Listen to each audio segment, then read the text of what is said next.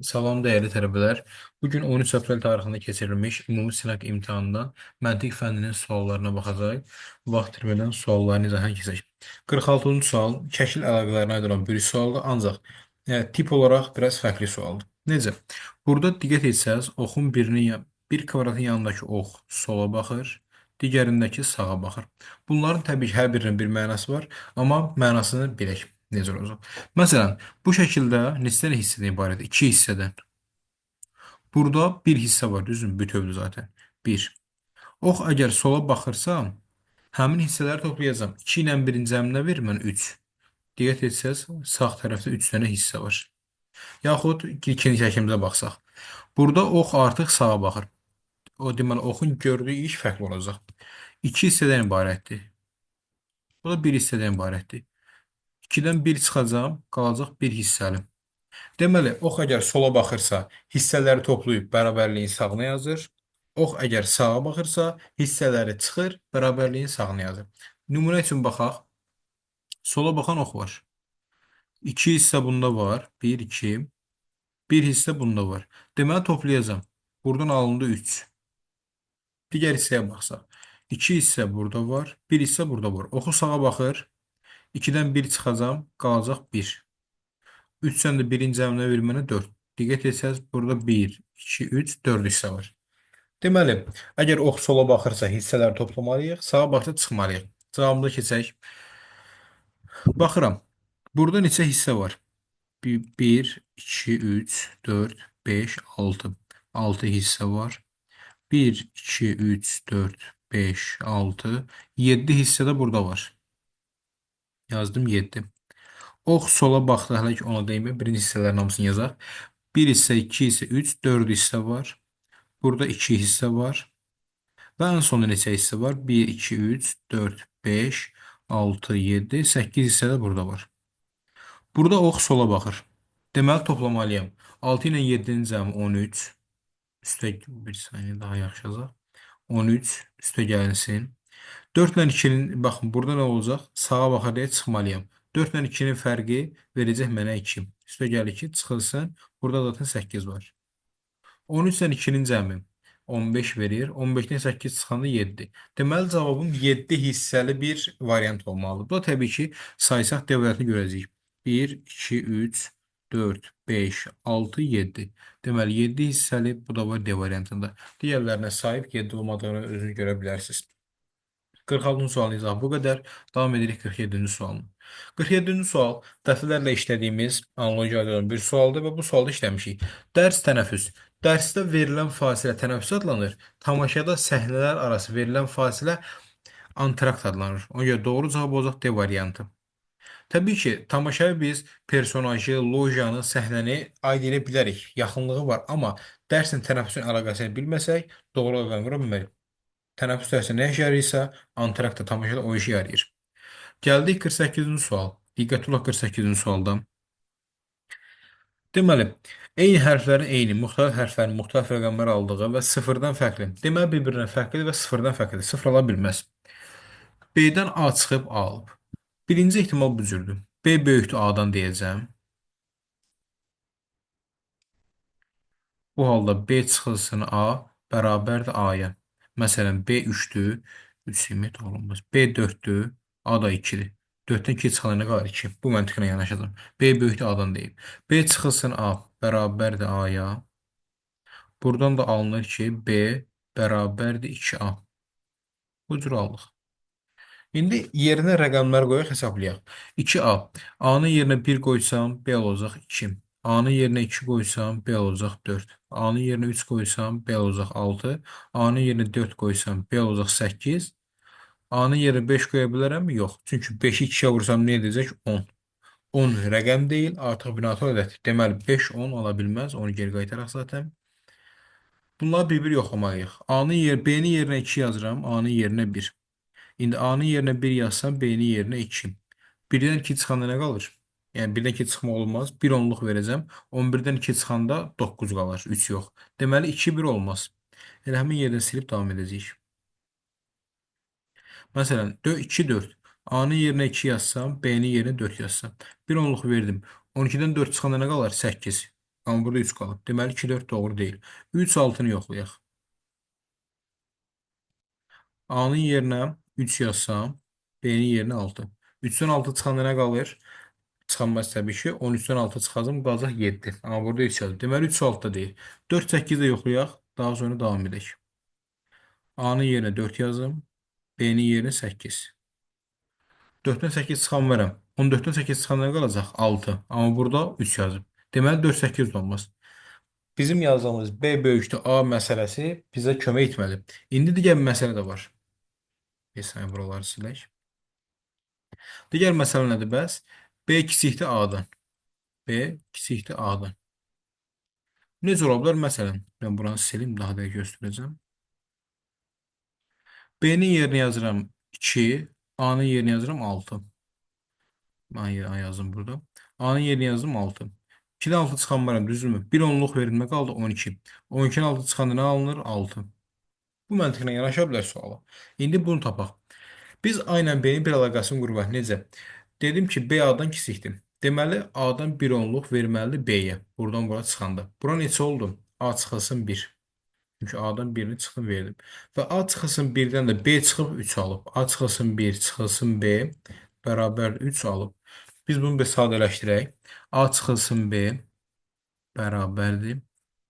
1 burada mənfidir. Digər tərəfindən keçən doğru müsbət. Olacaq 3 də gəlinsin 1, bu da 4. A-dan B çıxanı deməli 4 alınır. Gəlin biz yoxlayaq görə hansı rəqəmlərin fərqi 4-dür. 5-dən 1 çıxaram 4. 6-dan 2 çıxaram 4. 7-dən 3 çıxaram 4. 8-dən 4 çıxaram 4. 9-dan 5 çıxaram 4 eləyər. Hamısını bir-bir yerinə yazıb yoxlayaq. Hansını da alsa, mənim cavabım odur zaten. Yoxlayıram 5, 1. A-nın yerinə 5. Deməli, B-nin yerinə yazıram 1. A-nın yerinə 5. 1-dən 5 çıxan verəm. 11-dən 1 onluq verilmə qaldı 11. 11-dən 5 çıxanı 6. A 5 oldu, sonra 6 oldu. Bu doğru məntiq deyil. Bir-birinə bərabər olmalı. Demək 5, 1 olması yanlışdır. Yoxlayaq 2, 6-nı. Alınsa yəqin cavabımız olacaq. Deməli, B-nin yerinə 2, A-nın yerinə 6. 2-dən 6 çıxan verəm, 1 onluq verdim. 12-dən 6 çıxanda nə qalır? 6. Burada ödədim. Vəssam. Deməli, mənim cavabım budur. A 2-dir, daha doğrusu A 6-dır, B 2-dir. Məndən A vurulsun, B soruşur. 6 vurulsun 2, bu da bərabərdir 12. Doğru cavab 12, bu da var B variantında. Tapmış olduq. Belə maraqlı bir sual idi. Davam edək. Ekranı silməyə çalışaq əvvəlcə.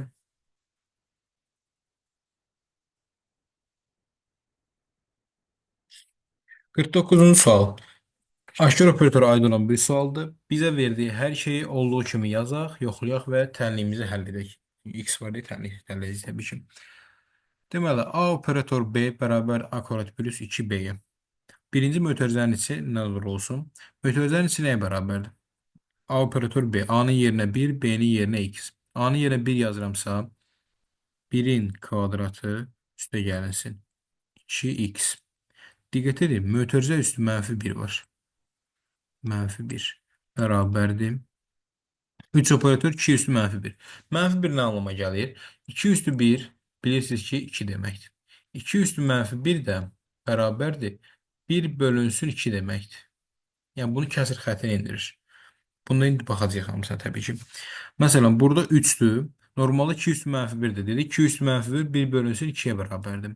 Bu dəfə A-nın yerində 3 duracaq. 3-ün kvadratına verilməni 9. Üstə gəlinsin.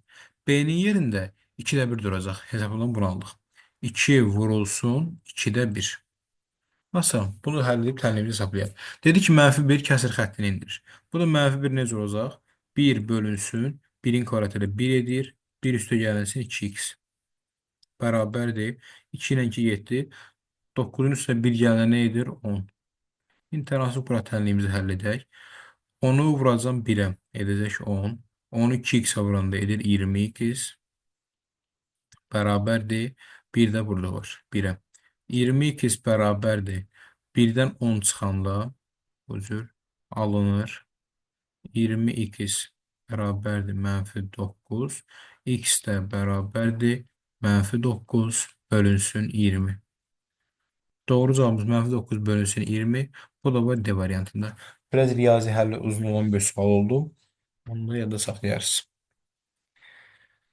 50-ci sual. 50-ci sual çətin görünsə belə rahat suallardan biridir. Çünki şərt mənə hər şeyi deyir. Şəkili əvvəlcə 1-1, sonra 2-2, sonra 3-3, 4-4 qatı. Yəni əvvəlcə birinci xəttlə nəzərən qatlayırıq.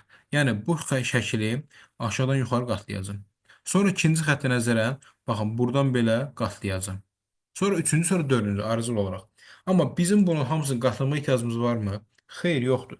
İstənilən bir xəttdən tutun, hansı xəttin sonda hara düşəcəyini hesablayın, rahatlıqla cavabınızı alacaqsınız. Məsələn, mən bir xətt götürürəm, ixtiyari bir xətt bu arada, işləmədən. Bax, məsələn, bu düz xətt. Düz xətti mən bir xətt boyunca yuxarı qatlasam, buradan bura məsafəsi bir damla daxım. Bir güzgü kimi düşünün, bir xətt gəlib düşəcək bura. Hal-hazırda burada oldu.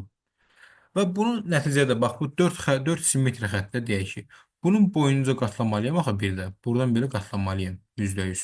Qatladığım zaman bax bu bir xətt gəlib düşməli təxmini buralara. Güzgüyə nəzərən. Demək bax burada bir düz xətt görməliyəm mən. Hansı variantlara var görək? A variantında həmin yerə yoğun gəlir. Düz xətt var, yoxdur. Deməli səhvdir. B variantında həmin yerə düz xətt var, yoxdur. Diqqət edin, C-də var. D variantında həmin yerə düz xətt var, yoxdur. Y-də yoxdur, çıxır. Doğru cavab qaldı. Baxın, təsadüf bir xətt seçdik, cavab uyğunlaşdı. Başqa xəttlərin ola bilərmi? Böyük ehtimal olacaq. Birini yoxlayaq, sizin üçün görək necə olur. Məsələn, götürürəm bu xətti. Bu xətt buradadır. Qatladığım zaman bir boyunca burada olmalıdır. Və mən bu xətti dördüncü xəttə nəzərən qatlayanda bu istiqamət yəni, baxın, o xətti burada görməliyəm. Yəni aşağının təxmini ikinci sayılır. Diqqət etsəz, A-da həmin xətt yoxdur. Yenə səhvdir. B-də həmin xətt yoxdur. Yenə səhvdir. C-də həmin xətt var. Baxın, D-də də həmin xətt yoxdur. Səhvdir. Y-də həmin xətt var. C ilə Y arasında qalardım. Başqa xəttə baxıb cavabını tapardım. Yəni bunun hamısını bir-bir çəkənə kimi sırf xəttlərə baxıb rahatlıqla tapa bilərsiniz. Biz C-ni aldıq, davam edək yolumuza. Yenə bir e, hesab əməlləri sualları. Baxın, mənə kömək edən 1Y vurulsun Y-dir. Diqqət etsəz, 1Y vurulsun E bərabərdir 1 mm alınır. Burada mən rahatlıqla deyə bilərəm ki, E-nin qiyməti 6-dan yuxarıdır. Niyə? 6 fikirləşin, 16 vurulsun 6. Nə verəcək mənə? 96. 100-ü keçmir. Deməli, 100-ü keçməlidir. İndi mən bir yerin yerinə qiymətlər yazdım. Məsələn, 7. 17-ni 7-yə vursam nə edəcək? Yəni 17 vurulsun 7 kimi baxsaq, nə edir? 17-ni 7-yə vuranda axırı 9 edəcək. Bu da edəcək 11, 119. Amma son iki rəqəm eyni olmalıdır. Deməli 17 deyilmiş. 17 yoxladıq. Yeni yerini 8 yazıram. 18 vurulsun 8. Nəyə bərabərdir? 8 8 vuranda 64, 4 yazıram 6 yadda. 1-i 8-ə vuranda 8, 6 yadda 14. Baxın, son iki rəqəm eyni, son iki rəqəm eyni və salam. Deməli y bərabərdir 18 imiş. Yeni yerini yazdım 8. Niyə aldım? Baxın. Artıq m-nın 4 olduğunu bilirəm təbii ki. Çünki burada hesabladıq bayaq. 7-dən 4 çıxanda nə qalır? 3. Deməli y da 3 imiş. Məsələn 3, 7, 8. 3 ilə 8-in cəmdə bərabərdir 11-ə. Bu da var A variantında. Doğru cavab kimi ani işarələdik və yolumuza davam edək. Rahat bir sual. 52-ci sual. Bu əvvəlcə burada. Daha sonra baxın. Çarpaz deyək də bura. Olaraq düşüb bura. Hal-hazırda burada düzdür. Bir saniye növbəti adımda deyəsən işləmir.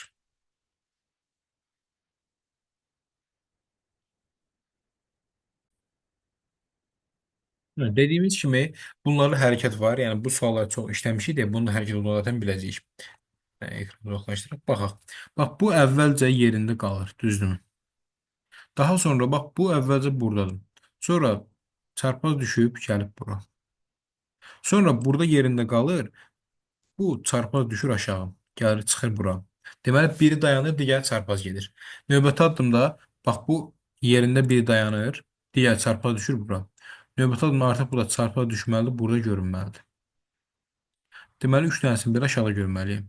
Bu da var D variantı. Zaten şəkillərə baxıb da rahatlıqla cavab verə bilərsiniz. Necə? Baxın, hər dəfə aşağıda bir dənə dairə var. Deməli aşağıdakı dairənin mütləqi qorumalıyım. A qorunmayıb səhvdir. Y qorunmayıb səhvdir. Sonra diqqət etsəz B variantı. Məsələn, bu şəkil qara düşüb bura. B-də həmin şeyi tək yazmayıb, təzədən C-də yazmayıb. Ona görə rahatlıqla D-ni seçə bilərsiniz. Bu məntiqlə bu suala yanaşıb tapa bilərdik. Fərq etməz bizim üçün. 53-cü sual maraqlı suallardan biridir və bu sualların içərisində həll edilməsi və şərti etibarilə maraqlı sualdır hətta mənə görə və suala baxma həll etməyə çalışaq. Deməli, bir lövhə indirsək yazmaq üçün.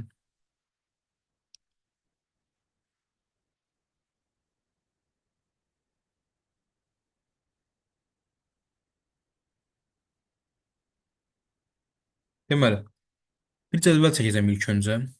Cədvəlin işimi daha rahat olacaq. Və cədvəlin xəttlərini çəkmək olacaq.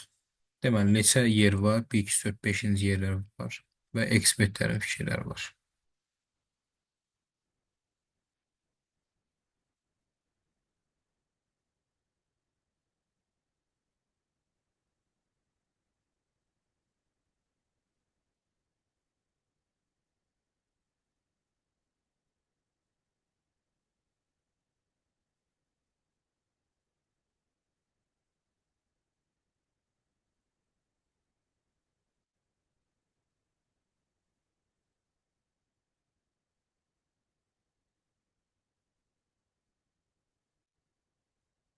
Hə, indi biz başlayaq yazmağa.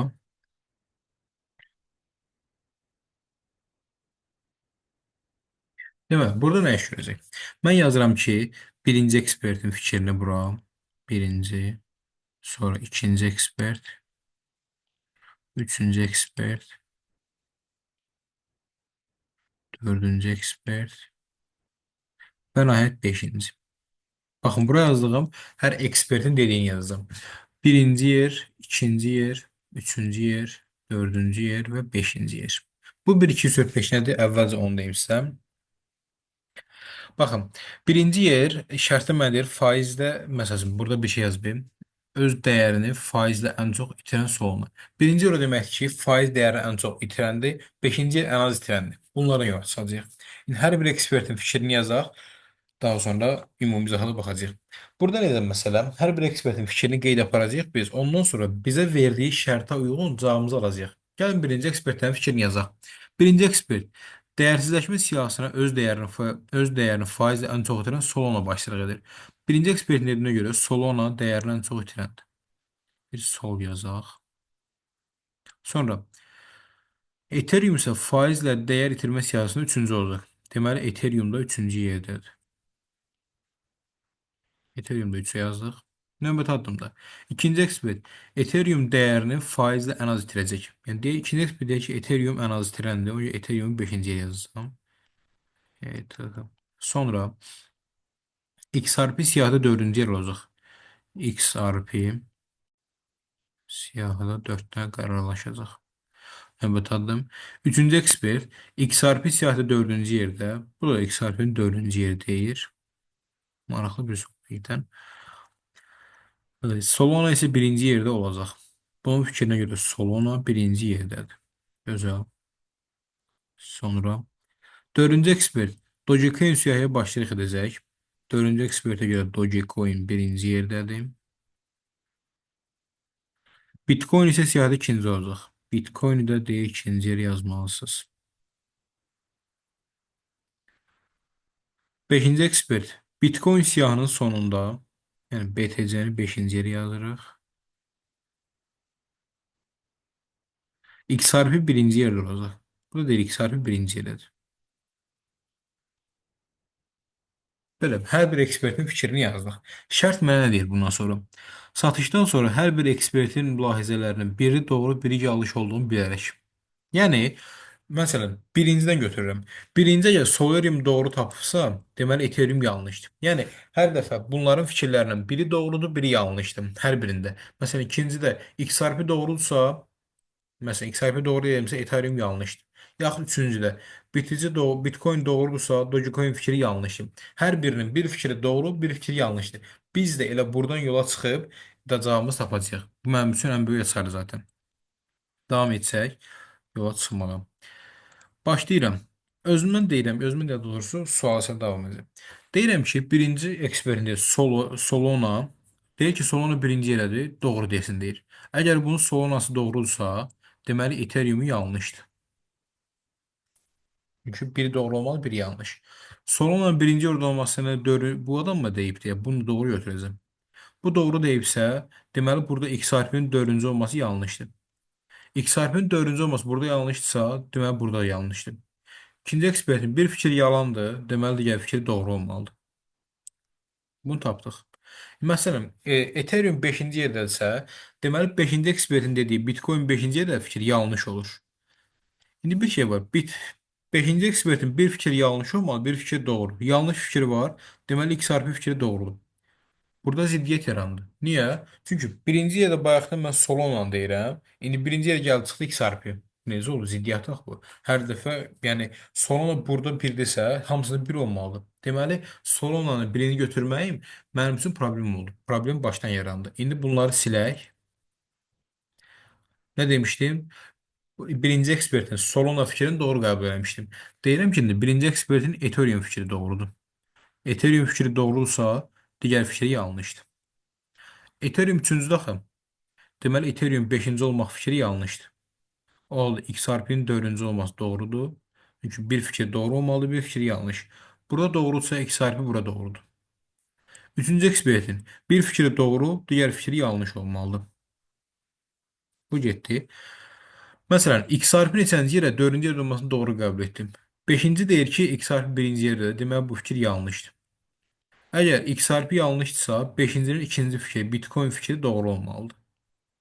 Bitcoin 5-ci olması doğrudursa, Bitcoin ikinci olması fikri yanlış yoxlanılır. Bu yanlışdırsa, Dogecoin'in birinci olması doğrudur. Diqqət edin, heç bir ziddiyyət yaranmadı. Hər şey öz qaydasındadır. Mən rahatlıqla nə deyəcəm? Birinci yer Dogecoin'dir. Son nəticəni yazıram hal-hazırda. İkinci yer, onu saxlayaq. Üçüncü yer Ethereum'dur. İkinci niyə saxlayalım? Deyəcəm. Ethereum. Dördüncü yer XRP'dir. Beşinci yer batıcıdır. Doğru qəbul etdim çünki. Nə qaldı bir dənə? Solana heç bir yer yazmadı diqqət etsəz. Deməli Solana ikinci yerdədir. Solana və ikinci yer boşda qalıb. Vəssalam, hamısını tapdıq. Ən çox dəyər itirən Dogecoin-dir. Solana, Ethereum, XRP, Bitcoin olaraq davam edir. Mənə deyir ki, faiz dəyər azalmasına görə düzün. Azalma nə deməkdir? Çoxdan aza doğru. Ən çox hansıdır? Dogecoin-dir. Deməli 4 ilə başlayacaq. Ondan sonra hansı gəlir? Solana. 3 ilə davam edəcəm. Ondan sonra gələcək bizim üçün Ethereum, yəni Ethereum neçənci burada? 5-ci. 4, 3, 5. Sonra XRP. XRP 1-dir. 4, 3, 5, 1. Nəhayət Bitcoin. Bu da 2-dir. Doğru cavab olacaq 4, 3, 5, 1, 2. Variantlara bunu tapaq ilk öncə. Bu da var B variantında. Deməli, doğru cavab olacaq B variantı. İndi isə davam edək. Biz digər suallarımızla. Təbii ki, öncə ekran təmizləmək.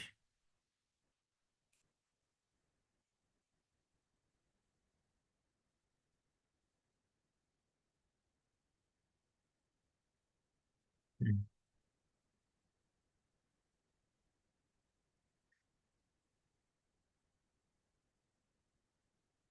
Davam edək.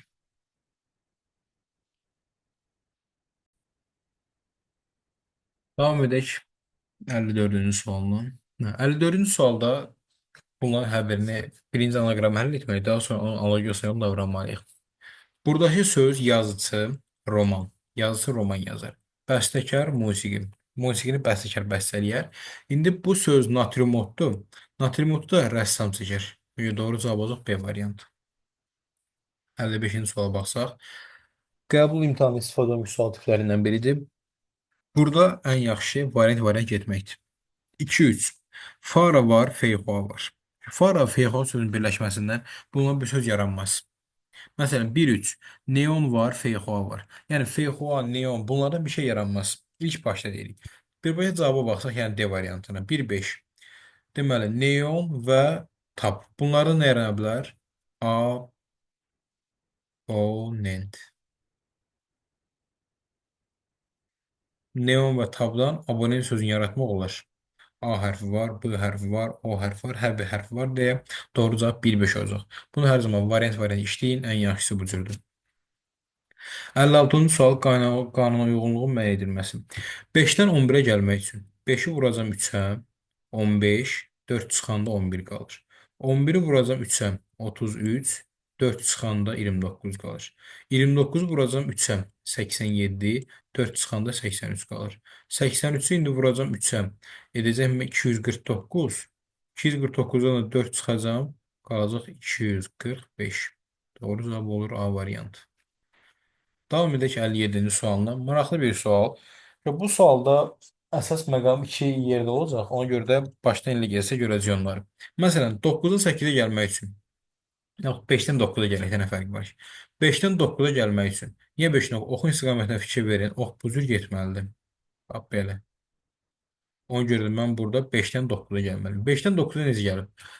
İçərisindəki fiqur neçədir? 8 bucaqlı düzdürmü? Xaric isə 4 bucaqlıdır. 8-dən çıxacam 4. Verəcək mənə 4. 5-in üzərinə bu 4-ü gəlsəm 9 verəcək. Məsələn, burada yoxlayaq. Daxildəki 3 bucaqlıdır. Xaricdəki 4 bucaqlı. 3-dən çıxıram 4. Nə verir? Mənfi 1. 9-un üstə mənfi 1 gəlsəm verəcək 8 mənim üçün. Məsələn, bura baxaq. Daxildəki 4 bucaqlıdır. Xaricdəki 7 bucaqlıdır. 4-dən çıxıram 7 qalır mənfi 3. 8-in üzərinə mənfi 3 gəlsəm verəcək mənə müsbət 5. Deməli, sadə fiqurlar olanda bu işə baxır. Bir də var burada xaricində dairə olanlar. Bu nə iş görəcək? 5-dən 10-a getmək üçün. Daxildəki 5 bucaqlı düzdürmü? Xaricdəki 3 bucaqlı. 5-dən çıxıram 3. Nə verir mənə? 2. Xaricində dairə varsa 5-i vuracam 2-yə edəcək 10. Deməli, dairə 10-a vurmaq işinə baxır. İndi cavabımızı alsaq. Baxın, daxildəki neçə bucaqlıdır? 6 bucaqlı. Xaricdəki 3 bucaqlı. 6-dan 3 çıxıram, qalır 3. Xaricdə dairə olduğu üçün onu vuracam 3-ə. Nə edəcək? 30. Deməli, A bərabərdir 30-a. Bir də belə bir yarım dairə var. Bu nə işə yarayır? Bəs ona diqqət edək. Məsələn, 28. Baxın, daxildəki 7 bucaqlıdır. Xaricindəki 3 bucaqlıdır. 7-dən çıxıram 3 bərabər 4-ə. Bax, bu fiqurun işi də 28-i bölünsün 4-ə. 28 4-ə bölünənə qalır 7. Deməli, bu fiqurda bölmə işinə baxır. İndi biz B-ni almaq üçün 4-dən B almalıyam. Burada nə var? Ən daxildə 5 bucaqlı, düzdürmü? Xaricdə 3 bucaqlı. 5-dən 3 çıxıram, qalır 2. Bax, bu fiqur bölmə işinə baxırdı. 4-ü də böləcəm 2-yə. Nə qalacaq? 2. Deməli, B də bərabərdir 2-yə. A 30, B 2. Məndən A-B cəmi soruşur. Bu da bərabər 32. Yəni B variantı olacaq. Davam edək 58-ci sualına. Bu sual tipinə də biz testlərdə işləmişdik. Bir daha baxaq. Birincidə güşələrin sayı 1, 2, 3, 4, 5, 6, 7, 8 dənə burada var. 3 dənə burada var. 4 dənə burada var. Yenə 8 dənə demə bu.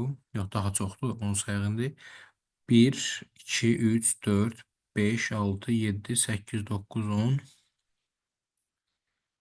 1, 2, 3, 4, 5, 6, 7, 8, 9, 10, 11 deyək buna. Yanlış saymadıq. 4 buradadır. Burada da var 6 dənə. İkinciyə baxsaq. Deməli 8 dənə burada var. 6 dənə burada var. 5 dənə burada. Dördüncüdə yenə 11 dənə burada. 8 dənə burada. 4 dənə burada. Burada nə iş görür? 8 dən 3-ün cəmi nə verir mənə? 11. 11-dən 4 çıxanda qalır 7. Deməli, birinci 7 olmalıdır. İkinciyə baxıram. 11 ilə 4-ün cəmi verir mənə 15. 15-dən 6 çıxanda qalır 9. Deməli, ikinci 9 olmalıdır. Üçüncü 8-dən 6-nın cəmi 14. 14-dən 5 çıxanda nə qalır? 9. Deməli, üçüncü 9 olmalıdır. 11-dən 4-ün cəmi 15. 15-dən 8 çıxanda nə qalır? 7. Deməli, üçüncü, dördüncü 7 olmalıdır. Birinci 7 olsun. Birinci 7'dir, 7'dir. Birinci 7'dir, 7'dir. Ödür. İkinci 9 olsun. İkincini 10 verip yanlış. İkincini 9 verip, ikincini 8 verip yanlış. İkincini 8 verip yanlış. İkincini 10 verip yanlış. Doğru cevap kaldı B variantı. Üçüncü 9, dördüncü 7 olduğunu görebiliriz. Doğru cevap B. Devam edək 59-cu sual. 59-cu sual da rahat suallardan biridir. Ama burada necə? Normalda bərabərliyin sağında yazı sual. Yenə də rahat tapa bilərik. Məsələn, bu işarə gəlib də bərabərliyin sağına. Düzdürmü? Burada yoxdur ki. Deməli, bu işarə mütləq ki, mən burada çəkməliyəm. A çəkib, B çəkib, C çəkib, Y çəkib doğru. D bu hissəsini çəkməyib. Deməli, yanlışdır. Məsələn, bu ayaqdakı xətt. Ayaqdakı xətt burada yoxdur ki.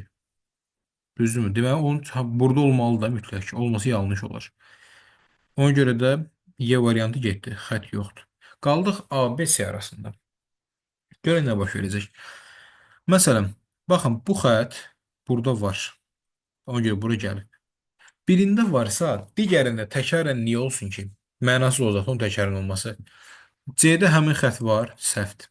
A-da həmin xətt var, səhvdir. Deməli, doğru cavab qalır B variantı. Çünki iki təkrar ehtiyac yoxdur. Bir dəfə çəkilib bəhsdir. Ona görə doğru cavab qalır B variantı. Davam edirik 60-cı sualına. A kubun nəyə bərabər olduğunu soruşur.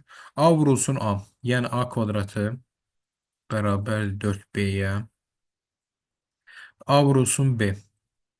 A vurulsun B bərabərdir C bölünsün 2-yə və B kvadrat bərabər C-yə. B kvadratı bərabər C-yə.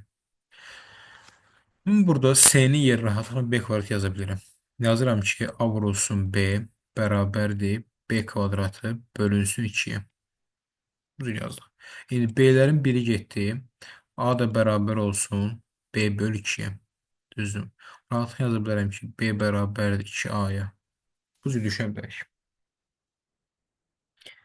İndi mən A kubunu B ilə ifadə etməliyəm. A kvadratı bərabər 4B. A kvadratı bərabərdir. B-nin yerini yazıram 2A. 4 vurulsun 2A-ya. B-nin yerini yazdım sadəcə. A-ların biri getdi. Buradan alıram ki, A bərabəri 8. A 8 isə B bərabərdir 2 vurulsun 8-ə. Yəni B də 16 edəcək. İndi A-nı tapdım, B-ni tapdım. İndi A kubu nəyə bərabərdir? Yəni 8-in kubu 512-yə. B nəyə bərabərdir? 16. Yoxla görə hansı 16? Məsələn, A variantı 2B kvadratı. 2 vurulsun B kvadratı nə verir mənə? 16-nın kvadratı 256. 2-ni 256-ya vuran nə edəcək? 512. Deməli, A variantı ən doğru cavab imiş. B bərabər 16-ya, 512 16-ya bərabər deyil.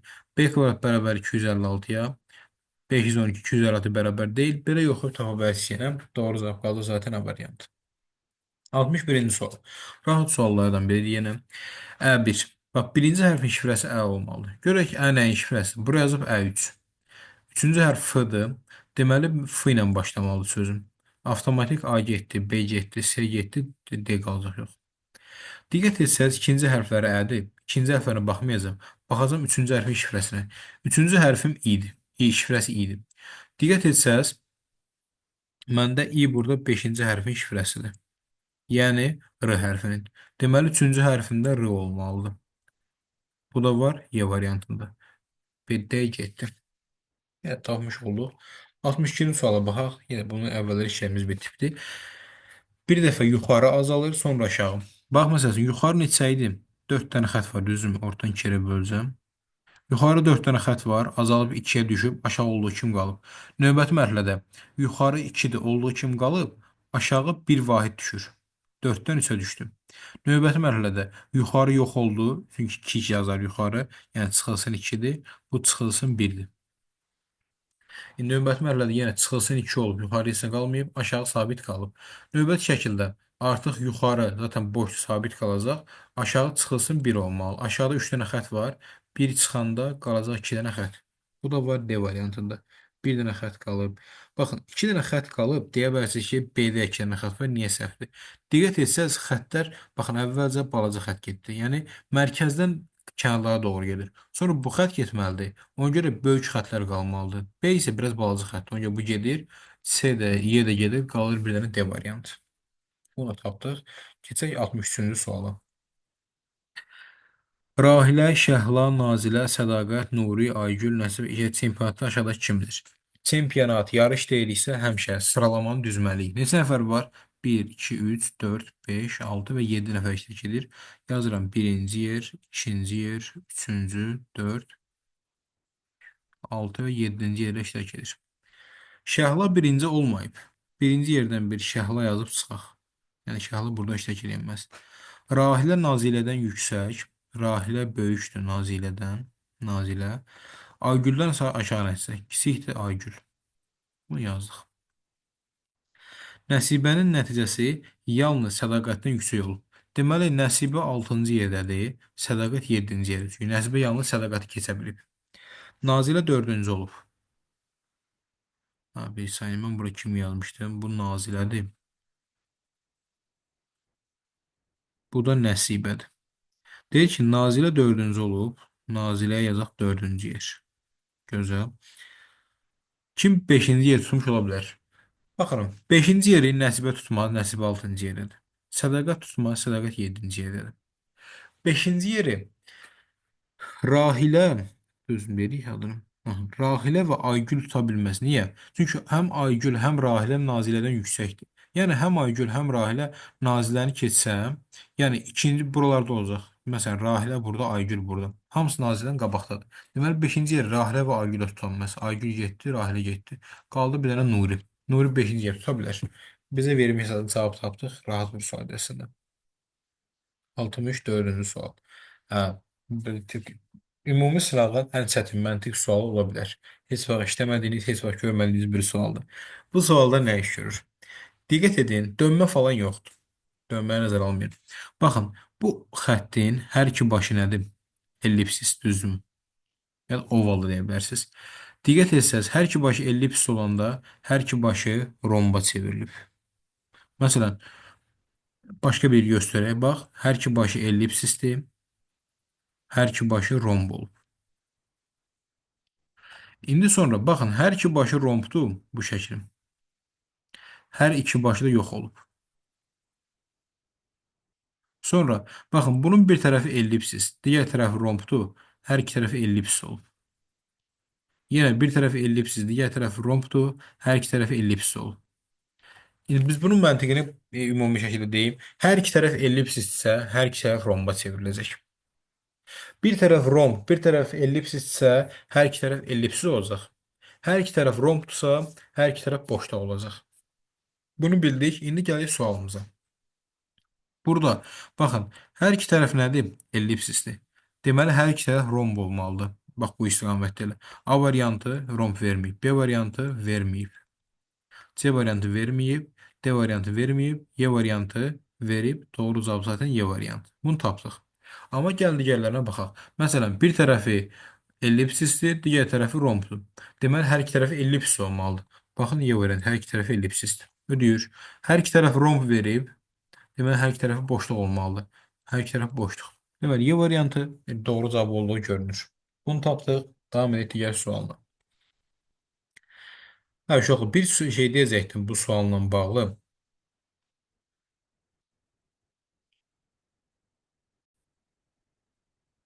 Deməli, 65-ci suala baxsaq, bu sual normalda çəkib yazmalı, amma hazır çəkik forması var deyə bunu bir daha göstərmək istədim. Hansı fiqurun harda olması daha dəqiq göstərəcək bizim üçün. Diqqət etsək, baxın, 1 qırmızı rəngdə olandır. Deməli, 1 istifadə olunub. Məsələn, 2 bənövşə rəngdə olandır. 3 yenə burada içəridəki qırmızıdır. 4 göy rəngdə olandır. 5 5-ə baxsaq, biraz döndürməni nəzərə alsaq, 5 qara rəngdə olandır. Məsələn, 6 6 rahatlıqla deyə bilərik ki, hansıdır? 6 bu xarici bənövşə idi. 8, 7 sarı rəngdə olandır. 8 isə yaşıl rəngdə olandır. Bunlar rahatlıqla deyirik. Amma diqqət etsəz 9 yoxdur. Məsələn, 10 yoxdur. Heç biri burada görünmür. Deməli, doğru cavab 9, 10-dur. Düzdür, bu normal çək göstərməlidir. Amma bu cür göstərir ki, yəni hər şey zaten qaydasında olsun. Fərqi yoxdur. Hər şey ki, tapmışıq. Ona görə doğru cavab olacaq burada 9, 10. Deyir ki, hansı iştirak etmir? 9, 10 iştirak etmir. 1, 2, 4, 5, 6, 7, 8 hər biri var. Düz, bu qəbul sual deyil, onu qəbul edirəm. Amma istifadə oluna bilər deyə bunu işlətdik. Gəldik Kakuroya. Kakuron işləyəndə şərt mənə deyir ki, 1-dən 9-a qaç rəqəmlərindən istifadə olunmalıdır və nəzərə alınması. Təkrar eyni sətirdə və ya sütunda təkrarlanma ola bilməz. Zaten şərtlər hamısını deyir. Kakuron başlayanda hər zaman deyirdim ki, kiçikdən başlayın. Yəni, məsələn, burada ən kiçik hansı 4-dür. 4 nələrin cəmidir? Yalnız 1 və 3-ün cəmidir. Başqa bir şeyin cəmi ola bilməz. 5'ten dolayı buraya yazıram 3, buraya yazıram 1. 5 nəyin cəmi olacaq o halda? 3-dən 2-nin cəmi olacaq. 10. Məsələn, 6 nələrin cəmi? 6, 1, 2, 3-ün cəmi, düzdürmü? 8 kiçik deyə bura 1 yazıram, bura 2 yazıram, bura 3 yazıram. Bu cür yazdım. İndi 10, 3, 2, 5 də yazsam, 10, 2, 3, 5-in cəmi olacaq. Məsələn, 8, buraya yazmalıyım 7. 1, 5, 7-nin cəmi. 1 ilə 7-nin cəmi 8 oldu. İndi 1, 5, 7-nin cəmi 20 olmalıdır. Baxın, mən bura məntiqin 7 yazmalıyım. Çünki 2 ilə 7-nin cəmi 9 verəcək. Bu da mənim şərtimə ziddir. Çünki eyni sətirdə 2 rəqəm oldu. Bu cür getdim. Amma Kakura normalı bu cür tamamlar, düzdürmü? Mən səhv hardan başladım? 3 birdən. Bu dəfə 3-ü yazım bura. Daha doğrusu yerini dəyiş yazım. 1-i yazım bura. 3 yazım bura. Bura olsun 4. 6 yenə 1, 2, 3-ün cəmidir. Bura yazsam 2. Məsələn, bura deməli 3 yazsam, bura 1 yazsam. Dəyişdirəm fikrimi belə desək. Bura 1 yazsam. Görün nə baş verəcək? Doğru olacaqmı heç? 3 ilə 4-ün cəmi 7. Düzün, burada 3 yazmalıyım ki, cəmi 10 olsun. Demək bir problem yaşadıq orada. Bayaq kimi düzək. 8 yerine 1 yazaq, bura 2 yazaq, bura 3. Yenə olmaz. 3 ilə 4-ün cəmi 7, bura 3 yazmalıyım. Səhvə gedəcək. Bu dəfə 2 yazaq bura. 2-ni bura, 3-ü bura. Deməli, 4 ilə 2-nin cəmi 6. Burada 4 yazsam, edəcək nə qədər? 10. Baxın, bu halda problem yaşandı. Birin yerini dəyişdirək bu dəfə. Çünki hər dəfə bir şey yoxlamalıyıq. Birin yerini dəyişdirirəm. Biri buraya yazıram. 2-ni bura, 3-ü bura. Yenə olmaz. Heç cür olmur. Məsələn, biri gətirirəm buraya yazsam. 2-ni bura, 3-ü bura. 1 ilə 4-ün cəmi 5. Burada 5 yazsam edəcək 10. Məsələn, 2 ilə 6-nın cəmi nə verir mənə? 8. 3 ilə 5-in cəmi 8. 6 burada 14. 6 da buraya yazmalıyım. Bu da olmaz. Bax, hər dəfə belə yazıb yoxlayıb olmazlara düşməkdənsə, bunu əyanı göstərdim, həm də izah deyə zaten baxacaqsınız. Mənim məsləhətim nədir sizə? Variant yoxlamaq. Məsələn, sual kəsiyində 9 yazdım. Bura 9-sa, o halda bura 0 olmalı. Şərt deyir ki, 0 ola bilməz. 1-9 aralığı gəlməlidir. Ona görə A variantı getdi. Məsələn, yoxlayaq 6-nı, 7-ni daha doğrusu. Bura 7 yazsam, bura 2 olmalı, düzdürmü? 6 nələrin cəmidir? 2-nin, 3-ün, 1-in cəmidir. Bura 3 yazsam, məsələn, bura 5 olmalı ki, 3-ün, 5-in cəmi 8. Bura 1 yazsam. Tamam, bu ödəni deyək. 7, 5. Biraz məntiqi durur hal-hazırda. Amma doğrudur mu, yanlışını bilməyəcəyik. Sonra 7, 5, nə qaldı burada? 12. 12 düzəltməliyik biz. Bu arada 4 də 1 ilə 3-ün cəmidir. Məsələn, bura 3 yazıram. Bura 1 yazsam. Bura məcburam 9 yazam. 9 deyil də. Məsələn, bura 4 yazsam.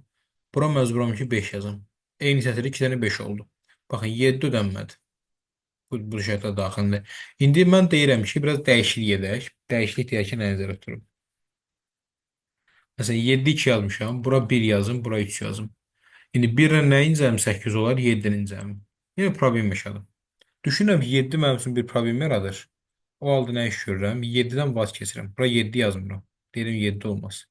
Götürürəm 6 yazım. Bura 6 yazsam, bura 3 olmalı, düzdürmü? 3 nələrin cəmidir? 6 nələrin cəmi 3, 2, 1-in. Məsələn, bura 1 yazam, bura 2. Bura 1-dirsə, bura 7 olmalıdır. Bu cür baxsaq. Hələlik məntiqə uyğun gəlir. Sonra 4 dedi ki, 3 ilə 1-in cəmidir. Bura 1 yazıram, bura 3 yazıram, bura 2 yazıram, düzdürmü? İndi 6, 7, 13, bir də burada 14. Demək, bura 6 yazmalıyam ki, mənim cəmi 20 bərabər olsun. Baxın, 6 yazmağım mənə problem yaratdı. 6 olmadı, 7 olmadı. Hamısını bir-bir yoxlayacağıq. Bəs kalkula o baxımdan uzundur. Mən də başdan biraz uzatdım zaten. İndi yoxlayaq 8-i. Görək 8 bizə nə verəcək. Sual şəklinə 8 yazırıq. 8 ilə 1-in cəmi 9. Bunu aldıq. 6 dedi ki, 1, 2, 3-ün cəmidir. Bura mən yazsam 2, bura yazsam 3. 2 ilə 6-nın cəmi 8 edər. 4 də dedik ki, 3 ilə 1-in cəmidir. Bura 3 yazsam nə baş verər? 8, 6, 14. 3 də buradan 7, 3 problem yaradır. Bura 1 yazsam nə baş verər? 8, 6, 14, bir də burada 15. Yazsam 5 ödədim. 3 ilə 5-in cəmi verir mənə 8. 2 də bura gəlsəm, bax bu tərəf 10 verəcək. Burada 3 yazmalıyam ki, 2 ilə 3-ün cəmi 5 versin. Diqqət etsəz, sətir boyunda, sütun boyunda təkrar olmadı. Deməli, 8 yazmağım ən doğrusu oldu. Doğru cavab olacaq B variantı. Başdan mən normal kalkulu həll edən dedim. Amma sizəm ki, kalkulunu həll edəndə çalışın nəyə diqqət edin. başdan etdiyim kimi etmək də olar. Bir də bu cür variantlar yoxlamaq da olar. Hansına cavaba çıxa bilərsinizsə o sizin üçün ən faydalısıdır. Cavab 8. Biz davam edirik növbəti sualına. 67-ci sual. Bunda həll üsulunu demişdik. Rahat üsulla həll edəcəyik. G-dən 4 xətt çıxır. L-dan 2 xətt, K-dan 3 xətt, M-dən 1, 2, 3, 4, 5 xətt çıxır. E-dən 1 xətt, F-dan 3 xətt. Baxın, bir xətt çıxan hansıdır? E-dir. Buraya yazıram E. E-dən xəttlara gedir M-yə. Yazdım M-yə. Növbət xəttləri yazaq. 2 xətti, 3 xətti, 4 xətti, 3 xətti. Diqqət etsəniz, bir dənə 2 xətti var, o da L-dir. Bir dənə 3 xətti var, o da K-dır. Daha doğrusu, mən yanlış etdim. 2 dənə 3 xətti var. O biraz saçdım. Gəlin elin qollarına baxaq. Elin bir qolu M-dir. Bunu yazmışam. Elin növbət qolu növbət G-dir. Deməli, X olacaq ki. Bunu yazdıq. X-in G olduğunu bilirik. X G olar bu getdi ona görə. X G olar bu getdi. Y nə ola bilər? Y, L, M ola bilməz. Baxın, Y-ə L yazıb, səhvdir. Y-ə M yazıb, səhvdir. Doğru cavab qaldı C. Niyə bəs belə yol anlattım? Çünki, baxın, bu üçlərin mən əlaqəsini tapmağım çətindir. Hər ikisi eyni şeyin əlaqəlidir. Deyə bilmərəm hansı F-dır, hansı K-dır. Fikrim ola bilməz. Ona görə də o cür yolla, variant çıxmaqla yetim ki, cavabı ala bilim. Davam edək 68-ci sualla. Bu da yenə maraqlı bir tip sual və şifrə sualıdır bu da. Burada necədir? 2 hərfinin koordinatları neçədir? 2 hərfi 5-dir, 4-dür. 5-in 4-cü cəmi nə verir? 9. Deməli 2 9-dur. Ö hərfi 2-dir, 2-dir. 2 ilə 2-nin cəmi verəcək 4. Z hərfinin koordinatları 4-dür, 1-dir. 4 ilə 1-in cəmi verir mənə 5. Ə hərfinin koordinatları baxın 1-dir, bir də 6-dır. 1-in 6-nın cəmi verir mənə 7. Bunu tapdım. T hərfinin koordinatları 1, 1. Deməli, T-da 2-dir. Nə baş verəcək? K dedik koordinatı 2-nin koordinatı 9. T, Ö-nün cəmi neçə vermişdi? 4. Z isə 5 vermişdi. Üstə gəlinsin. Ə-nin koordinatları neçə idi? Ə 7, T-da 2. 72. Nə verəcək? 5 ilə 2-nin cəmi 7. 4 ilə 7-nin cəmi 11. Bir yadda. 9 ilə 7-nin cəmi 16. Bir də yadda 17. Yox, 16 mən yanlış etdim deyəsən. 9 deməli 0 da burada. Mən 9 7 tapıyorum. 1017. Görək 1 nədir? L-nın koduna baxın 1-dir. Çünki 1 0-dır. Deməli L 1 L-dır. 0 nədir? Baxın, Ü-nün koordinatı 0-dan 0 daha. Deməli 0 Ü-dür. 1 zaten L dedik. 7 də əd. Bəsəm, lülə alındı. Deməli, alınan koordinatları cəmləyir, cavabı tapır. S-nın koordinatlarına baxaq. S-nın koordinatı 6, 1. Deməli, S-nın koordinatı 7-dir. A-nın koordinatları. A-nın koordinatı baxın 6, 0. Deməli, A-nın koordinatları cəmi 6-dır. C-nin koordinatlarına baxsaq, C 3, 2. 3-dən 2-nin cəmindən verir 5. Deməli, saç neçə oldu? 765. Hesablayaq A-nın koordinatlarını. A neçə dedik? 6-dır. Bir də G var. Baxın, G 0, 0. Deməli, G-da 0 eləyəcək. Bunu toplasam 5. 6 ilə 6-nın cəmi 2. 2 yazıram 1 yadda. 7, 1 yerə 8. Gözəl. 8 nəyin koordinatları cəmi olur? Oradan yola çıxmalıyıq. Baxıram ki, 8 harda ola bilər? Baxın, 4 ilə 4. Cəmi 8 verirmi? Deməli, G 8-dir. 2-yə baxsaq burada. Bax, deməli, 2-ni hardan götürə bilərik? Baxın, diqqət edin. Onun koordinatı 2 ilə 0-dır. 2 ilə 0-ın cəmi 2 eləyəcək. Deməli, 2 oldu, Q o. Bir də 5-i tapmalıyıq. 5 harda ola bilər? Baxın, bura diqqət edin. 3 ilə 2-nin cəminə verir bizə 5. C-nin də 5 olduğunu bildik. C də bərabər 5-ə. Sözüm nə oldu bəs? Qoç. Bu da var Y variantı. Bu cür şifrə ilə cavabımızı həll etmiş olacaq. Davam edək növbət sualına. Sahənin tapılması biraz uzun ola bilər, amma burada nə iş görəcəyik biz? Bir düz bucaqlı çəksək biz bura. Bir saniyə çəkilmək deyəsin.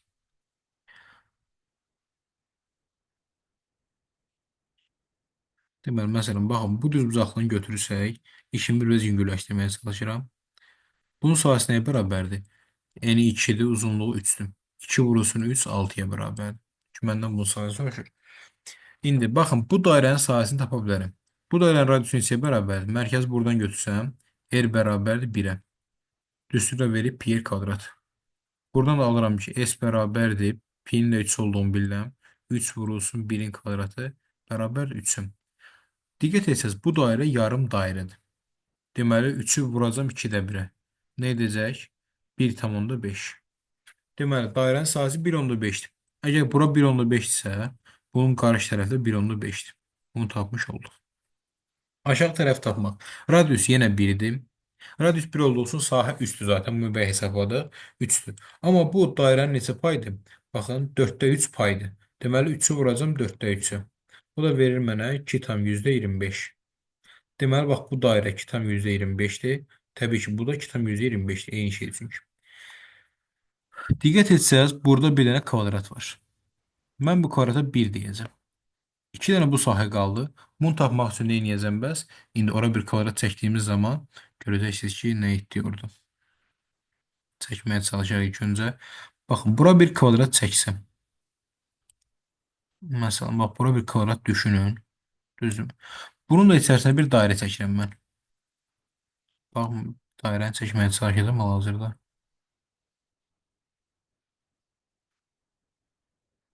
Bir geri qaytaraq. Daha normal bir dairə çəkək.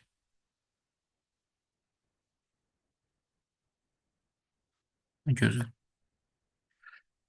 Diqqət etsəz, bax, o kənar nəyə bənzəyir? İndi bu başqa rənglə göstərək. Baxın, biz buraların sahəsini tapmalıyıq, düzdürmü? Çünki bunu bura uyğun gəlir. Bu nə iş görəcək? Kvadratın sahəsi nəyə bərabərdir? Tərəfi 2-dir də gördüyümüz kimi. 2-nin kvadratıdır sahəsi, yəni 4. 4-dən çıxacam bu dairənin sahəsini. Dairənin sahəsini verir. Biz zaten radiusu 1-dir də 3 deyəcəyik. 4-dən çıxacam 1 bərabər olacaq 3-ə. Daha doğrusu mən tərs getdim. 4-dən çıxacam 3-ü bərabər 1-ə. Baxın, 1 bu kənarda qalan 4 dənəsinin cəmidir. Mənə bunun cəmi 1 dənəsi lazımdır. Ona görə 1-i vuracam 4-də 1-ə. Verəcək mən 0,25. İndi baxın, bu boşluq oldu 0,25. Eyni zamanda buradakı boşluq da oldu neçə? 0,25. İkisi də eyni şeydir. Baxsam, nə sahəyə almışıq toplayaq. 2,25, 2,25. 4,5. 1,5 burada var 6. 1,5 burada var 7,5. Deməli, 0,125-in 0,125-in cəmi 0,5 verir.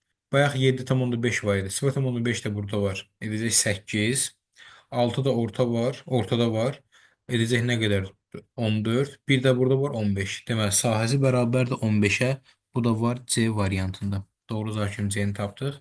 Tam da yolumuza. Ekran bir dənə təmizləyim mən. Çox yad olsun ki.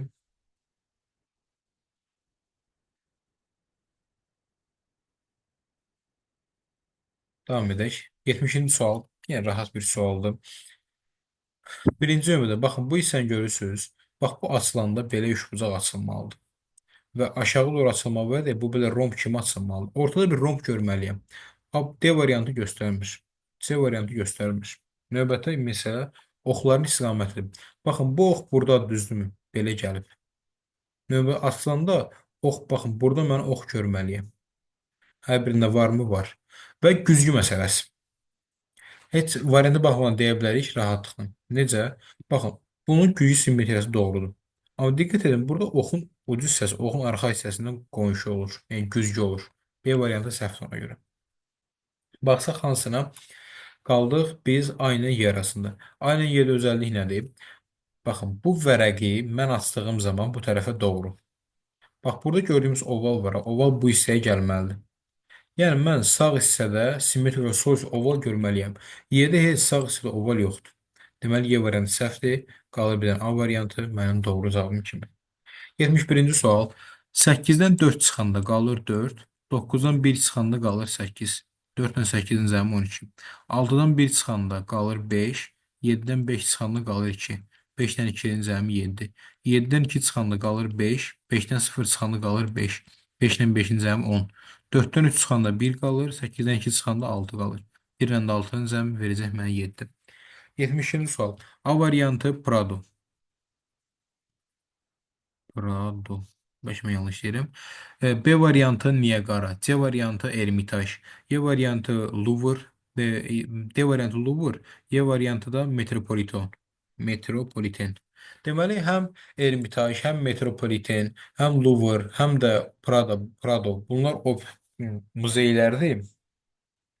Bir dənə Niagara şəlalə adıdır. Ona görə doğru cavab olacaq B variantı. 73-dən davam edirik. 70-75 eyni tip deməkdir. Aha, eyni bir sual aiddir. Baxaq görək burada nə iş görəcəyik. Birinci növbədə D-nin kredi kartı yoxdur deyir.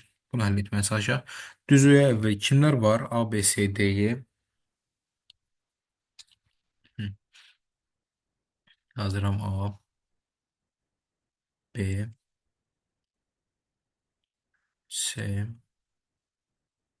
D və E. Bu 5 dənə şəxsdən danışacağıq. Bunlar ərzaq, geyim, təsərrüfat, oyuncaq, zərgərlik bu qədər pul ödürlər. Bəziləri nəqd, bəziləri. D-nin kredi kartı yoxdur. Buradan bilirik ki, D nəqd alış-veriş edir. Bunu yazaq. Nəqd alış-verişdədir. E-nin kredi kartla ödədiyi göstərən məbləğ qədər. Deməli, E kredi kartına ödəniş edir. Buna bir kredi kart yazaq.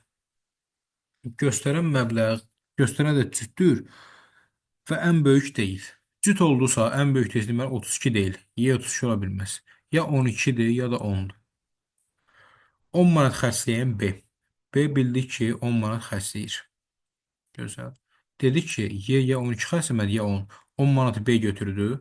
Deməli, Y 12 xərcləməli məcburən. Bunu tapdıq. 10 manat xərcləyən B zərgərlik məmulatları və geyim mağazasından məhsul almayıb. Deməli, B-də yuxarısına yazıqlar, zərgərlik də yoxdur, geyim də yoxdur. Durun, davam edək. Ərzaq mağazasında təsərrüfat xərclənəndən az. Deməli, ərzaq kiçikdir təsərrüfatdan və ən az pul xərclənməyən geyim mağazasından çox pul xərclənib. Geyim mağazasından çoxdur. Ən az deyirsə, yəni bu 9 deyil. Hətta edək, ən az deyil. Deyil işarəsi götürək bunu. Ən az deyil. Gəlin görək nə ola bilər. Ərzaq geyimdən çoxdur və təsərrüfatdan azdır. Düzdür, geyim ən az deyil. Qəbul etsəz, geyim 10 da deyil. Geyim 9 deyil. Geyim 10 deyil. Geyim təbii ki, geyim 11-dir. Hardan bilirəm 11 olduğunu bir daha deyim. Çünki geyim 11 olsa 9 ola bilməz ən az dediyinə görə. 10 ola bilməz. B onu götürür və B-də geyim ola bilməz. Şərt verib mənə. Deməli B 11, 12, 13 qaldı. B 11 olmalıdır. Ərzaq 12 olmalıdır. Təsərrüfat 32 olmalıdır. Çünki bu arıcılıqda olmasa heç bu bir-birindən kiçiklik, böyüklük gözlənilməz. Deməli 12 olan ərzaq düzdürmü? Deməli E ərzaq alıb. Bunu rahatlıqla yazdıq. E ərizə qalıb. Tapdıq əslində bunu. Və kredit kartı. Kredit kartı ödənilən məbləğlərin cəmi nəqd məbləğlərin cəminə 32 manat çoxdur. Kredit kartlar nəqdən 32 manat çoxdur. Deməli, kredit kart 32 kredit kartdır. Və təsərrüfata kredit yazım. Hardan biləcəm? Baxın, 9 ilə 12-nin cəminə verir mənə 21, 10 ilə 11-in cəmi 21. Deməli, 12 manat kredit düzdürmü? Deməli 9 manat da kredit ödənilib. Çünki 9 ilə 12 bircə cütləşdirəm, edir 21. 10 ilə 11-də bir cütdür, edir o da 21. Deməli 10 ilə 11 nəqddir. O halda B axı 10-dur, deməli B nəqd ödəyib. D nəqddə axı 2 dənə nəqd var zaten, 10, 11. Deməli D-nin ödədiyi məbləğ 11-dir. Bunu tapdıq. Növbəti addımda artıq 2 dənə kredit nəqd var, digərlər kreditdir. Bunu rahatlıqla biləcəyik. 3 kredit, 2 dənə nəqd var. Bunu götürdük. Yəni nəqdləri yazaq buradan. 10, 11. Əslində qeyd eləmişik, bir daha yazaq. Kreditlər də 9, 12 və 32. 10 ilə 11 21-dir, 9 ilə 12 21-dir. Bu 32 manat fərq yaratdı. Sonra deməli geyim mağazası. Geyimi 11 tapdıq axı. Deməli D geyim alıb. Geyim. Gözəl. İndi B nə ala bilər, onu tapmalıyıq. B təsərrüfat ala bilməz 32-dir çünki.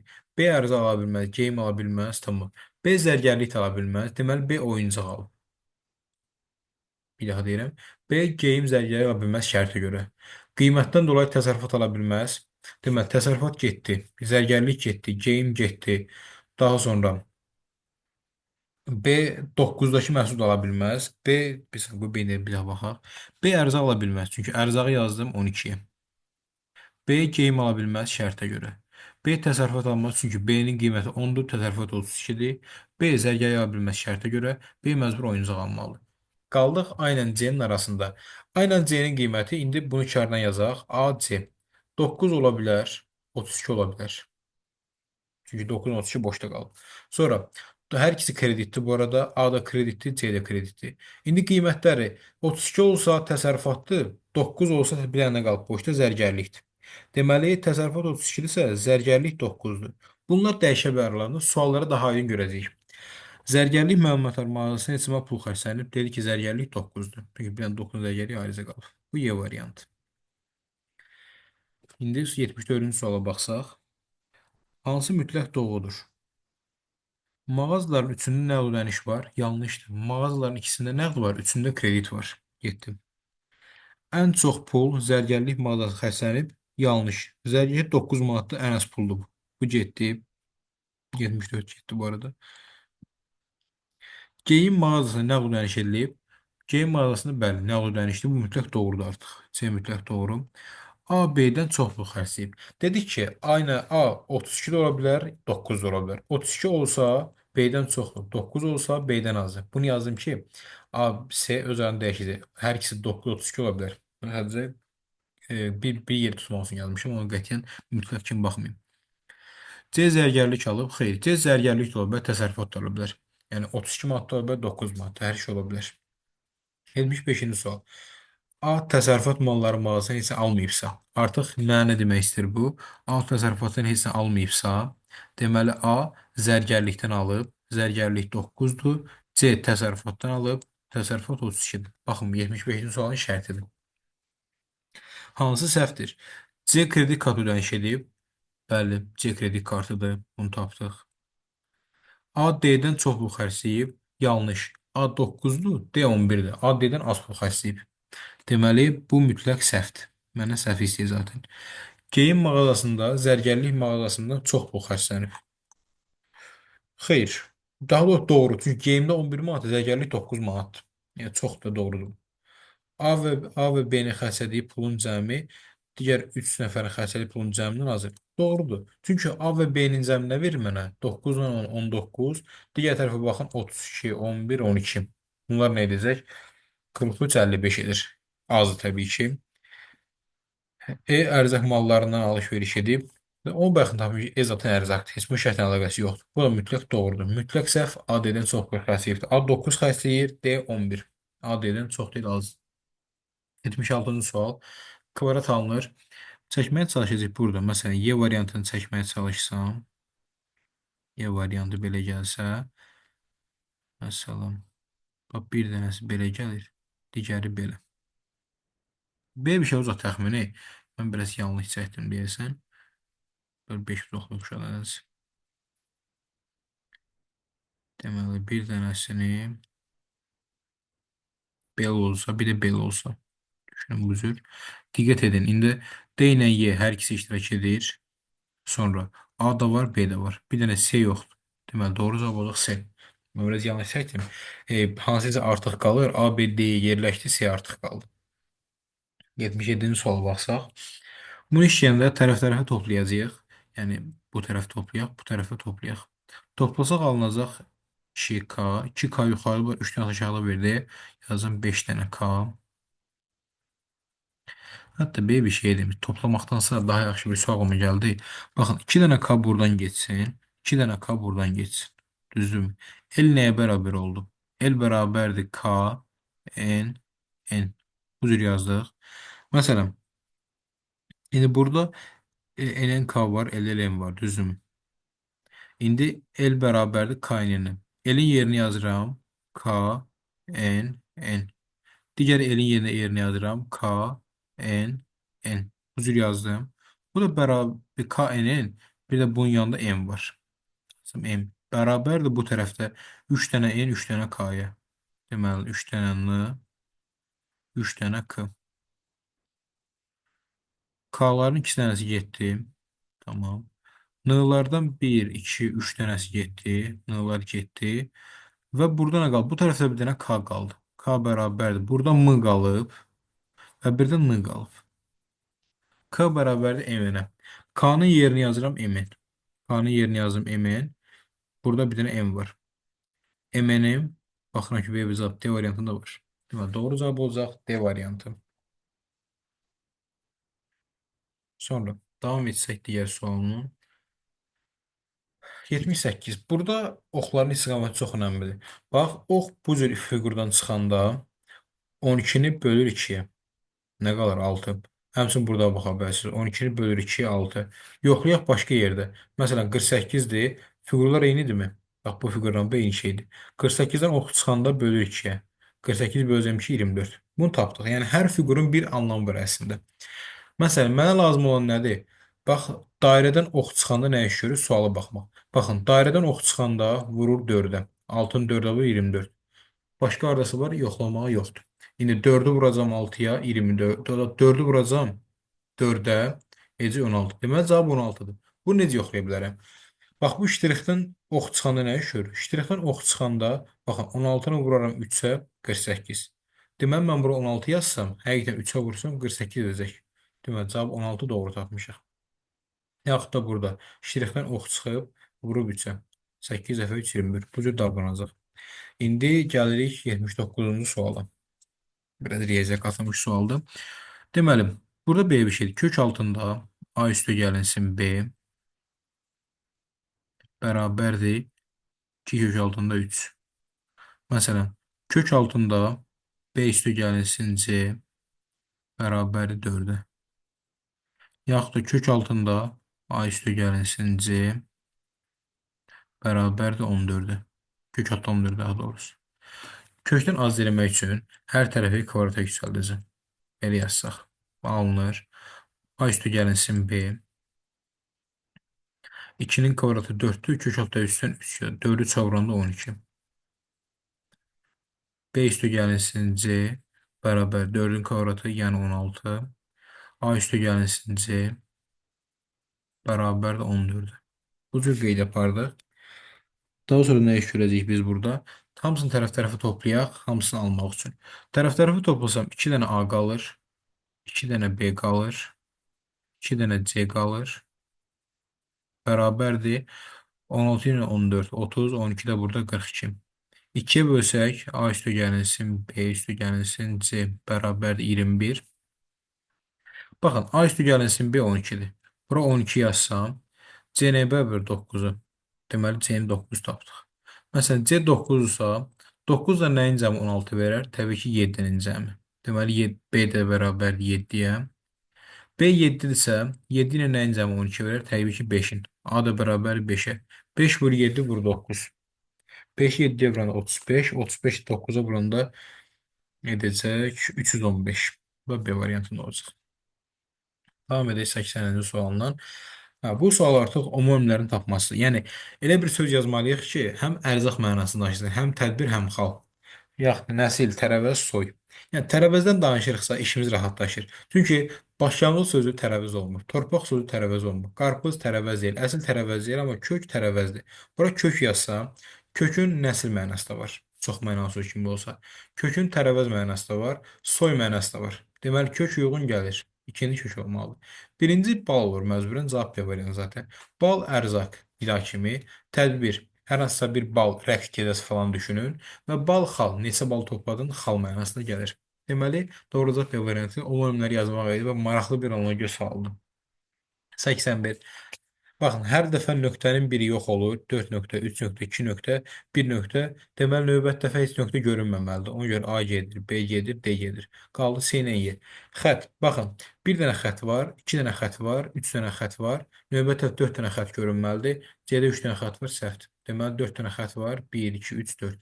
Y variantı. Xət dediyim bunlar nəzərdə tuturam bu arada. Yəni, qarşılıq olmasın. Deməli, doğru cavab Y variantı. 82-ci sual. Bir maraqlı sualdır. Bu arada biz B tip məsələlər keçmədik əslində. Həlli keçməmişik. Keçdik yəni növbət təsirdə. Baxaq buna. Ziyarətçilərin sayı x-dir. Deyək ki, bunun yarısı atalardır. Ataların sayını yazaq buradan. ata. Yarısı demək x bölünsün 2 deməkdir. 4də biri analardır. Anaların sayını yazaq. Analar da x vurulsun 4də 1 deməkdir. Qalanları uşaqdır. Gəlin görün nə qədər. Bunların cəmini tapaq ilk öncə. X bölünsün 2, üstə gəlinsin x bölünsün 4. Nə verəcək mənə? 4-də, yəni 4-ü 2-yə bölün qalır 3. 2, 2-ni x-ə vuranda 2x, üstə gəlinsin x bərabərdir 4-də 3x. 4-də 3x bunların sayı. Qalanları dediyi üçün x-dən çıxsam 4-də 3x bərabərdir 4-də x. 4-də 1x x deməkdir. Deməli, uşağın sayı nə qədərdir? 4-də x-dir. Gözəl, bunu tapdıq. Məndən nə istəyir şərt? Valideynlərin sayı uşaqların sayının 3-də 14% artıq idi. Valideynlərin sayı cəmi neçədir? 4-də 3x. Bayaq hesabladı, bir də hesablamayaq. 3x. Deyir ki, bu say uşaqların sayının 3-də 2-sindən. Uşaqların sayı 4-də x-dir. 4-də x-i vuracam 3-də 2-yə. Bax, bu 3-də 2-dən 14 vahid çoxdur. Üstü gəlirsin 14. Valideynlərin sayı 7. Tənliyi həll edək. Hər tərəfi 12-yə vuracam. Çünki daha doğrusu burada 12 alınır. 12-yə vuranda nə edir? 12 ilə 4 ixtisar gedəcək. Qalacaq 3. 3-ü çevirəndə 9x bərabərdir. Baxın, burada 12-yə vuranda bunları 12 ilə 4 getdi, qaldı 3. 3 ilə də 3 gedir, heç nə qalmır. X vurulsun 2 qalacaq. 2x üstə gəlsin. 14-ü də 12-yə vuranda edəcək 168. Bu cür yazdıq. Tənliyimiz elədik. 9x-in 2x çıxanı qalır 7x. 7x bərabərdir 168. X də bərabərdir 24-də. X 24 tapdım. Məndən nə istəyir bu? Muzey zalındakı ziyarətçilərin sayı. Buna x demişdiksə, deməli 24 mənim cavabım olacaq. C variantı. Evet, cavab tapmış oldum. Devam edək 83-cü suala. 1. Sudoku sualı. Xətlər düşmüyor ama sudoku sualı oldu. O əmin xəbərsiz. Sudoku neçəni ala bilər? Yəni sual işarəsi. Birinci növbədə baxın 4 olmaz. Çünki sütununda 4 var. Bu cür baxsaq, yaxud belə baxsaq, üstündə 3, 5, 4 var. Çatmayan 1, 2, 6-dır. Mən buralara 1 yaza bilmərəm. 1-i məcbur bura yazmalıyım. Nə qaldı? 2, 6 düzüm. Baxın, 2-ni və 6-nı bura yazsam. Sətir boyu, üstün boyu 2, 6 olmalıdır. Deməli, sual işarəsi blokdan dolayı 6 da ala bilməz, 2 də ala bilməz. Yerdə qaldı 3 və 5-im. Baxın, 3-ü buraya yazam. Bu blokda mütləq 3 olmalıdır. 3-ü buraya yaza bilmərəm, buraya yaza bilmərəm. Çünki doludur üstündə. Deməli, 3-ü məcburən buraya yazmalıyım. Bura 3 yazdım. O görə doğru cavab olacaq D variantı. Burada olmaz çünki üstündə 3 var. O görə doğru cavab D variantı. Hətta bunları silsək, tam başqa formatda düşünək bu sualı. Bu qədər uzatmayayım heç. Mən bu bloka mütləq ki 3 yazmalıyam. 3 bura olmaz, bura olmaz, bura olmaz. Çünki sətirdə var. 3 burada olmaz. Çünki üstündə var. Deməli 3 məcbur bura gəlməlidir. B-də baxsaq cavab D variantı. 84. 3-ü vuracam 8-ə 24. 4-ü vuracam 9-a 36. 6-nı 7-yə vuranda 42. 8-i 2-yə vuranda 16. Doğru cavab olur Y variantı. 85-ci sual. Bu sualı çox şərtini diqqətlə oxusanız çox rahat sualdır bu. Deyir ki, cəmi 73-də olan bir rəqəmli natural ədədlər. Bir rəqəmli natural ədədlər hansılardır? 1-dir, 2-dir, 3-dür, 4-dür, 5-dir, 6-dır, 7-dir, 8-dir, 9-dur. Vəssalam. Deyir ki, sayı burada çoxdur. Olsun da təkrar olsun. Məsələn, A da 1 olsun, X də, B, R da 1 olsun. Nə bilim, N da 2 olsun, S da 2 olsun. O ola bilər. Şərt mənə deyil, bərabər olanlar. Bunlar bir-birinə bərabər demək. Yəni A-nın da bərabər, bir-birinə bərabərləri var. Vəssalam. Yəni mən axtaracağam 1, 2, 3, 4, 5, 6, 7, 8, 9 arasından bir ədəd axtaracağam.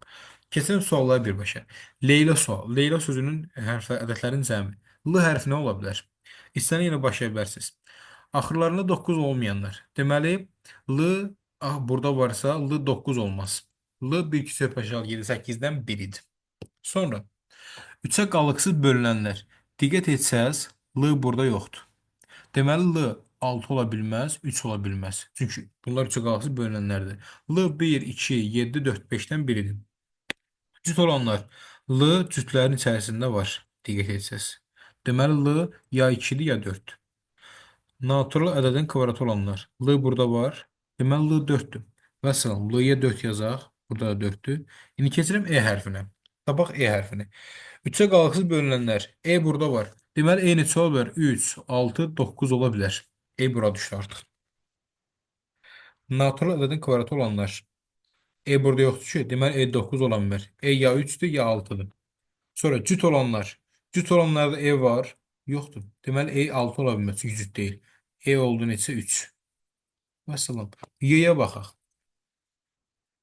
Deməli, cüt olanlarda Y yoxdur. Deməli, Y 1, 3, 5, 7, 9-dan 1-dir. 5-dən böyük olanlar Y var. Deməli, Y 7 və ya 9-dur. Bu ikisindən biridir. Natural ədədin kvadratı olanlar. Y burada var. Yoxdur. Deməli, Y 9 ala bilməz. Y aldı neçə? 7. Bir dənə qaldı A-nı tapmaq. Cüt olanlar A cütdür. Deməli, A 2, 4, 6, 8-dən biridir. 5-dən böyük olanlar A var. Yoxdur. Deməli, A 5-dən böyük deyil. A ya 2 ya 4. Natural ədədin kvadratı olanlar. A burada var. Yoxdur. Deməli, A 4 ala bilməz. A oldu 2. İndi cəmləyin. 4, 3, 7, 14. 4 də burada 18, 2 də burada 20. Vəssalam 20 oldu. Çox rahat həqiqətən. Eyni şey burada baxacağım. Kleopatra. K-nı tapaq birinci. Görək K hansı ola bilər. Baxıram ki, cüt olanlar. K burada yoxdur. Deməli, K təkdir. 1, 3, 5, 7, 9 ola bilər. K Newton K nəyinsə kvadratı deyil. K 9 olmaz, K 1 olmaz. Qaldı 3, 5, 7. 5-dən böyük olanlar arasında K yoxdur, düzdürmü? Deməli, K 7 olmaz. Ya 3 ya 5-dir. Onu tapdıq. 3-ə qalıqsız bölünənlər. K burada yoxdur ki. Deməli, K 3 ölənməz. K oldu 5. K-nı 5. Bayaqlığını 4 tapdıq. Bayaq N-ni neçə tapmışdıq biz? Ora gəlsək. N-ni bayaq 3 tapdıq. N 3 tapdıq. İndi O hərfini tapaq. O hərfi cütlər arasında yoxdur. Deməli, o da 1, 3, 5, 7, 9-dan biridir. Baxıram ki, o hərfi 3-ə qalıqsız bölünənlər arasında yoxdur. Deməli, o 3 olmaz, 9 olmaz. O nəyinsə kvadratı deyil, o 1 də olmaz. 5-dən 7-dən 1-dir. 5-dən böyük olanlar arasında o yoxdur. Deməli, o 7 də ola bilməz, o qaldı 5. Tapdıq. Baxın, K ilə P eyni şey oldu. Diqqət etsəz, P-nin təkrarı, bərabəri var, deməli ola bilər. P-yə baxaq. Görək P neçədir. Baxın, P da yəqin ki 5 olacaq. Onu görəcəyəm o. Yox, bu 5 ola bilməz. Dayana görək. K və O. O var daha doğrusu üzrürsən. Mən K ilə onu qarşıladım. İndi P-ni tapmağa çalışsaq. Görək P neçə olacaq. Bu cütdürmü? Cüt deyil. Deməli P da 1, 3, 5, 7, 9-dan biridir. 3-ə qalıqsız bölünənlər arasında P var. Deməli P ya 3-dür ya 9-dur. Natural ədədin kvadratı olanlar. Baxın. P var burada. Deməli P 9-dur. P-ni tapdıq 9. A-nı bayaq neçə tapmışdıq? Oradan yola çıxaq. A-nı tapmışdıq 2. Deməli A 2-dir. Burada da 2-dir. Qaldı bir dənə T ilə R. T ilə R-nın ikisini bir yerdə araşdıraq. Tapmaq üçün. Baxın, hər cüt olanlarda T var. Deməli T 2, 4, 6, 8-dən biridir. R da 1, 3, 5, 7, 9-dan biridir. İkisini bir araşdıraq. 3-ə qalıqsız bölünənlər. T 3-ə qalıqsız bölünür. T zaten 6 olduğu bəlli oldu. T'ni tapdıq ki 6. T 6. Bir dənə qaldı R. R-nı da tapmaq. R 3-ə qalıqsız bölünənlər arasında yoxdur. Deməli R 3 olmaz, 9 olmaz. Baxın, R nəyinsə kvadratıdır. Deməli R 1-dir. R-ni tapmış olduq. Məsələn, indi toplayaq hamısını. 5, 4, 9, 3 də burada var 12, 5 də burada var 17, 26, 2 də burada var 28, T 6 idi 34, R 1 idi 35, A da 2 idi 37. Doğru cavab C variantı. 87-ci suala baxsaq, noyabr. Noyabr sözündən n-ni tapmalıyıq. Kleopatra'nın yox idi. N cütdür. Yəni 2, 4, 6, 8-dən biridir. Hətta buraya da 2, 4, 6, 8-dən biridir. N 3-ə qalıqsız bölünür. Deməli N 6-dır. N-ni yazdıq 6. Onu bayaq tapmışdıq 5 Kleopatra'da. Onu 5. Y-nı Leyla'da Y var idi. Deməli Y oradan tapmışdıq. Y-ni tapmışdıq 7 səhv etmirəmsə. Deməli Y hara gəldik biz? Y 7-dir. A-nın 2 olduğunu bilirik. R-nın bayaq tapdıq ki 1-dir. Kleopatra sözündə. Və bir dənə B-ni tapmalıyıq biz burada. B neçədir? Baxın, B cütdür. 2, 4, 6, 8-dən biridir. 3-ə qalıqsız bölünən arasında B yox. Deməli, B 6 ola bilməz. Bu 2-dir, 4-dür, 8-dir. Bax, B nəyinsə kvadratı deyil. Deməli, 4 deyil. Bu 4 də olmaz. Bu ya 2-dir, ya 8. Hansını bir görək. 5-dən böyük olanlar arasında b yoxdur. Deməli, b 8 ola bilməz. B qaldı 2. Məsələn, bunu da tapdıq ki, indi cəmləyək rahatlıqla. 6 ilə 5-in cəmi 11, 2 də deməli 11, 7 də burada var 18, 2 də burada var 20, 2 də burada var 22, bir də burada da 23. Cavab oldu 23. Çox rahat sualdır cidden. Bunu axtaracağınız isə 1, 2, 3, 4, 5, 6, 7, 8, 9 arasından ədəd tapmaq idi. Davam edək 88 və 89-dan. 88. Açışa uyğun olmayan. Baxaq 1, 3A. Bir ənanın duruluşu. Mən biri bir addım döndərsəm, forması bu cür qalacaq.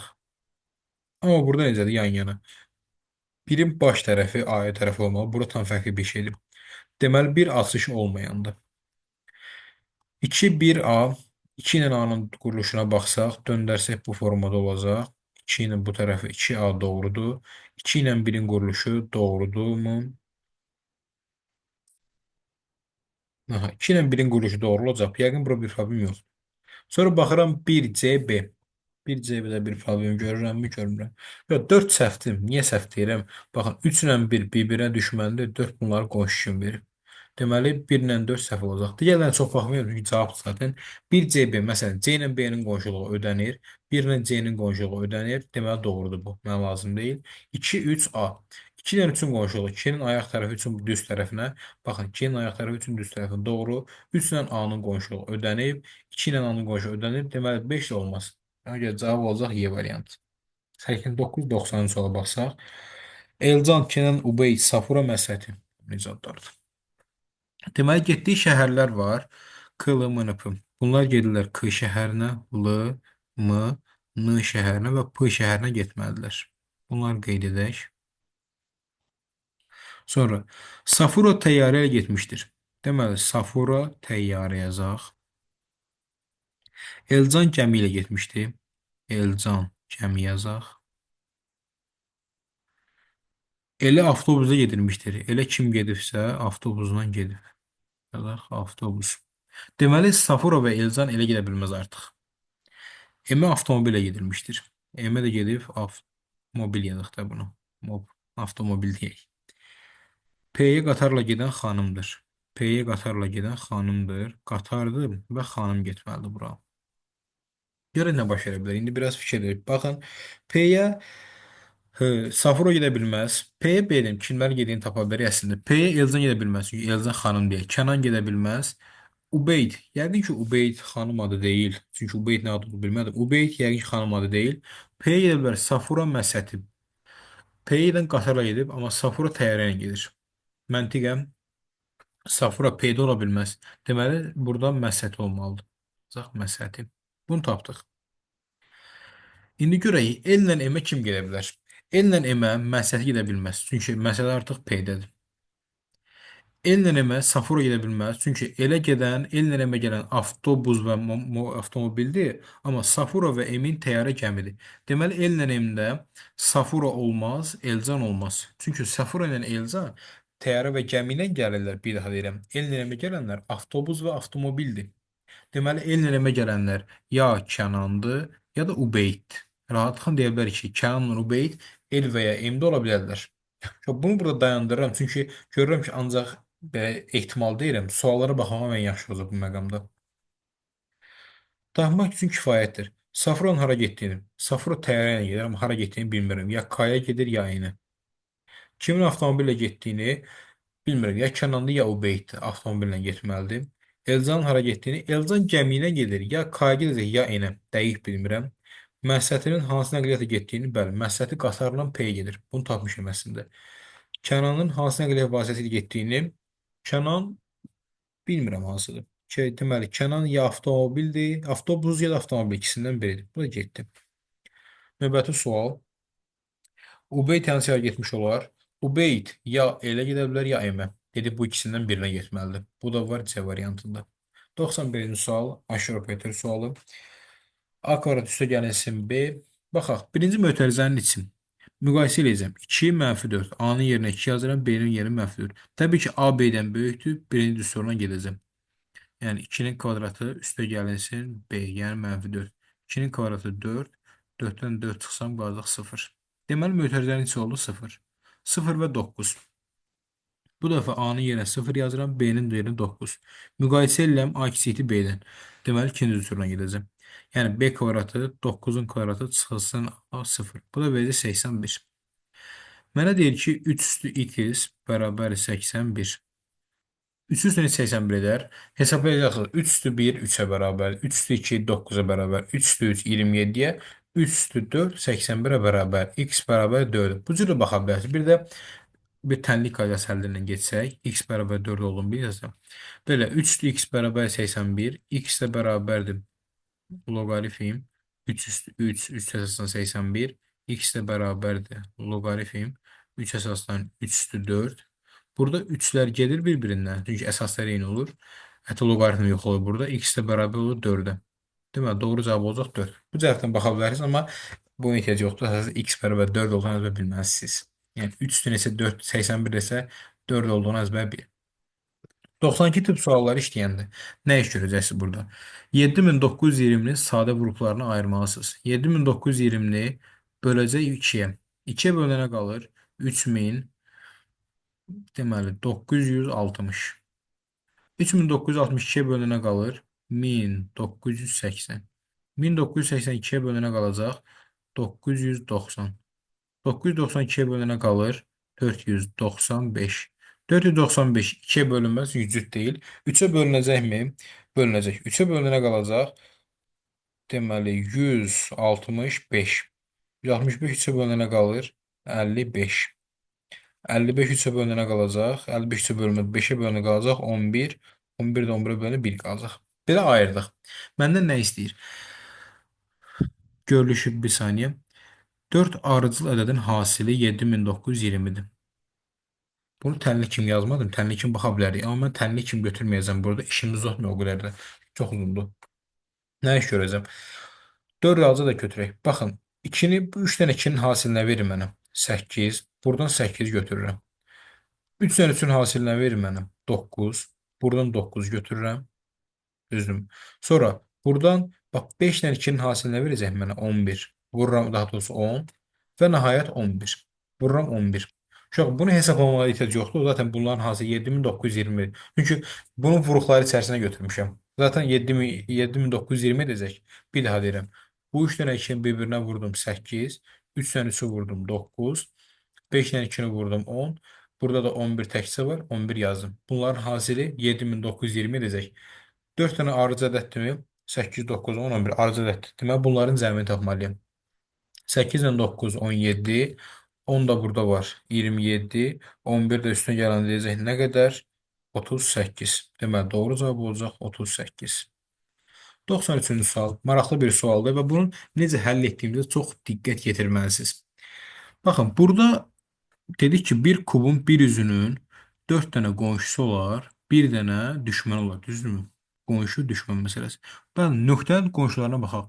Nöqtənin bir dənə qonşusu, 2 dənə qonşusu, 3 dənə qonşusu, 4 dənə qonşusu. Nöqtənin bütün qonşuları bəllidir. Bunu nə üçün deyirəm? 5'ə görə deyirəm. Baxın, bir dənə gəlib plus işarəsi nöqtə ilə qonşu olub. Yaxşı, nöqtənin burada mən 4 dənə qonşusunu bilirəm. Artıq nöqtənin 5-ci qonşusu ola bilməz. Plus işarəsi nöqtəyə düşmən olmalıdır. Ona görə də 5 doğru olmaz. 5'i çıxıram. 4 səhvdir. Səbəb. Çünki nöqtə ilə x-in məsafəsinə baxın, uzaqlıq var. Bunlar bitki olub bir-birinə. Səhvdir. 3 səhvdir. Səbəb nədir şu an? Onu deyim sizə. Baxın, nöqtəni mən fırlatsam, birinci növ məsələdə. Baxın, bunu tam çəkim, onu göstərdim. Birinci məsələdə x yan tərəfə gəlsə, baxın bunu bir açıtsam, x yan tərəfə düşünün. Bax, çəkin bir xəttimi. Yox, bu doğru çəkmədim mən. Baxın, aşırsam x yan tərəfə gəlsin də bundan. X yan tərəfə gəlsin, nöqtə qabaqda qalmalıdır. Nöqtə yuxarı çıxıb. Buradan da səhvdir. Həm də biraz fırlatsaz bunu, nöqtənin burada deyil də burada olduğunu görməlisiniz. Yəni bunu yuxarı düşsən, nöqtə diqqət etsəz, fiqurun harasında qalıb? Sağında da, düzdürmü? Sağ tərəfində. Bunu fırladanda fiqurun solunda qalmış olur. Deməli 3 səhvdir. Cavab qalır 1, 2. 1, 2'nin doğru olduğuna baxaq. Məsələn, niyə doğru olduğunu görəcəyik. Mən səhvlər çıxım, düzlər qalsın deyə 1, 2'yə baxsaq. Dedi ki, artıq bax bu aşağıdakı üz nöqtə ilə hansı düşmən olmalı, düzmü? Hansı olur olsun, nöqtə ilə düşməndir. Diqqət etsəz, mən bu fiquru arxaya fırlatsam, nöqtə yox olur və dairə qabağa çıxır. Bu doğrudur. Həm də bax bu oxa fikir verin, kvadratın düz kəsişməsinə gəlir. Deməli 2 doğrudur. Bir zaten doğrudur. Hardan biləcəyik? Məsələn, x-lə düz xəttdən falan bilmək olur. Baxın, x-lə düz xətt bir-birinə qonşudur, qonşudur. Dedik ki, dairə də bununla düşmən olduğu üçün bir zaten doğrudur. Bir iki doğrudur. İndi bunun belə şifahi izahını dedim mən sizə. Gəlin bir də bunun biz görsel bir izahını göstərim sizə. Zaten başlamışsa axıra kimi belə izahını. Mesela balans silək. Kubun qapanışından açıq yığmaq qaydası. 4-1-1 qaydasını çəkəcəm. Oradan rahat tapa biləcəksiniz əslində. Bayaq dediyim o düşmən üz məsələsini oradan çıxa bilərsiniz, amma ona diqqət yetirək. Və belə. 4-1-1 qaydasını yazın. Birinci başlayıram buradan. Nöqtə olsun burada. Bax, kub mən orientasiyanı düzəldirəm. Bu tərəf bura gəlir. Və növbəti şəkildə nöqtə olmağa bax orientasiya. Nöqtədən kvadrata, kvadratdan diaqonalı deyək də bunu. Bu gəlsin belə. Bu oldu burada. Belə çəkdik. Növbəti addımda nöqtə, düz xətt və x var. Bax, nə düz xəttində x burada olmaz. Çünki burada olduğu anda nöqtə ilə düşmən olmuş olur. Orientasiya görə nə gəlməlidir? Nöqtədən sonra düz xətt gəlməlidir, düzdürmü? Nöqtəni biraz döndərək gəlin. Yəni, bu siləcəm daha sonra. Nöqtəni 5 saniyə bunu çəkə bilir. Nöqtəni biraz döndərsəm, deməli, nöqtə gəlir bura. Çünki belə bir 40-40 xəttdən çəkir, sonra pozasiyadan. Bir daha nöqtəni döndərsəm, nöqtə gəlib çıxır bura.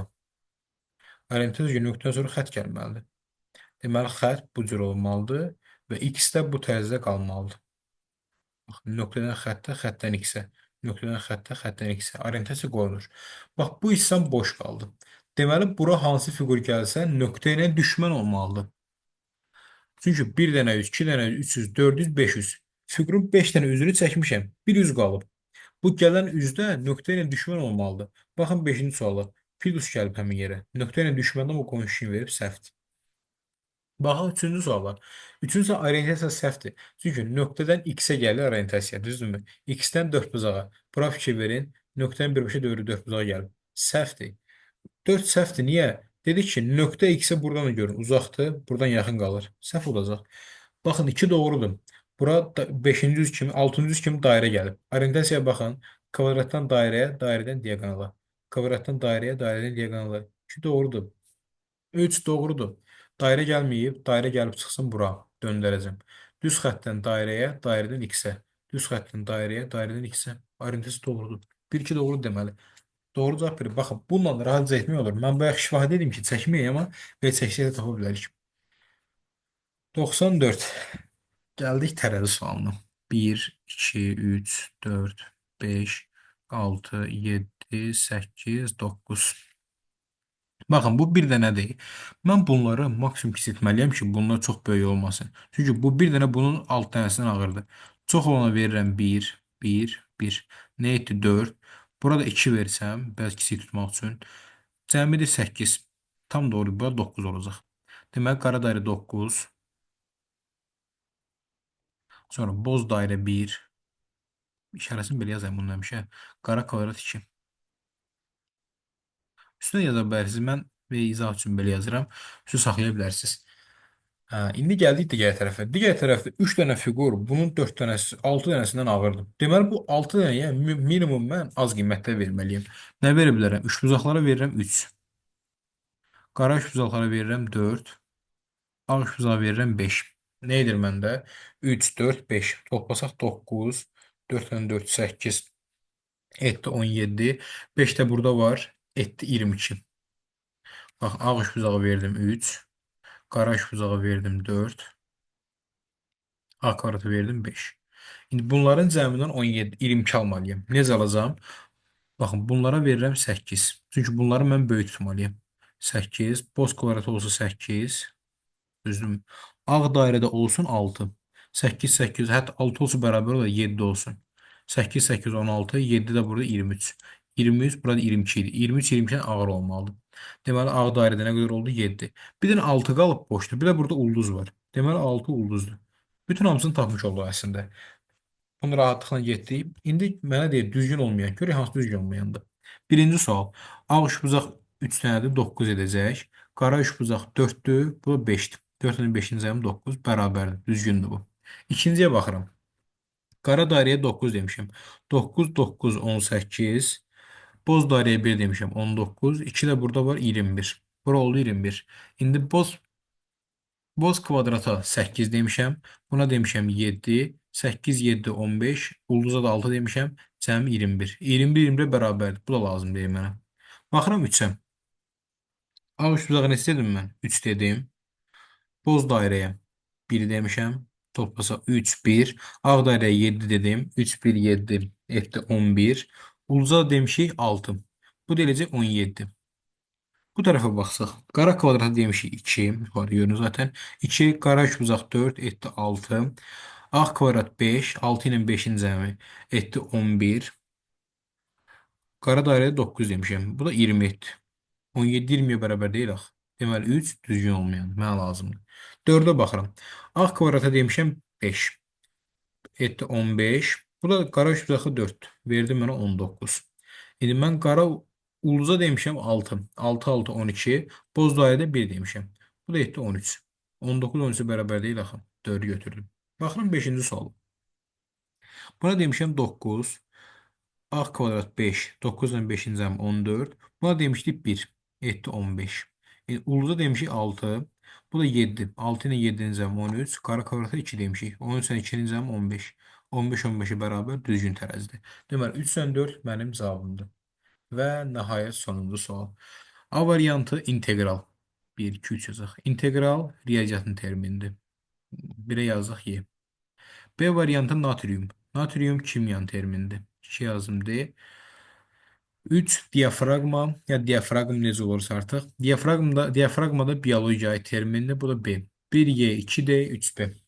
Beləliklə 13 çarpı sınavımızın izahının sonuna gəldik. Ümid edirəm ki, sizlər üçün qaranlıq bir məqam qalmadı. Dinlədiyiniz üçün təşəkkür edirəm. Hər birinizə uğurlar olsun.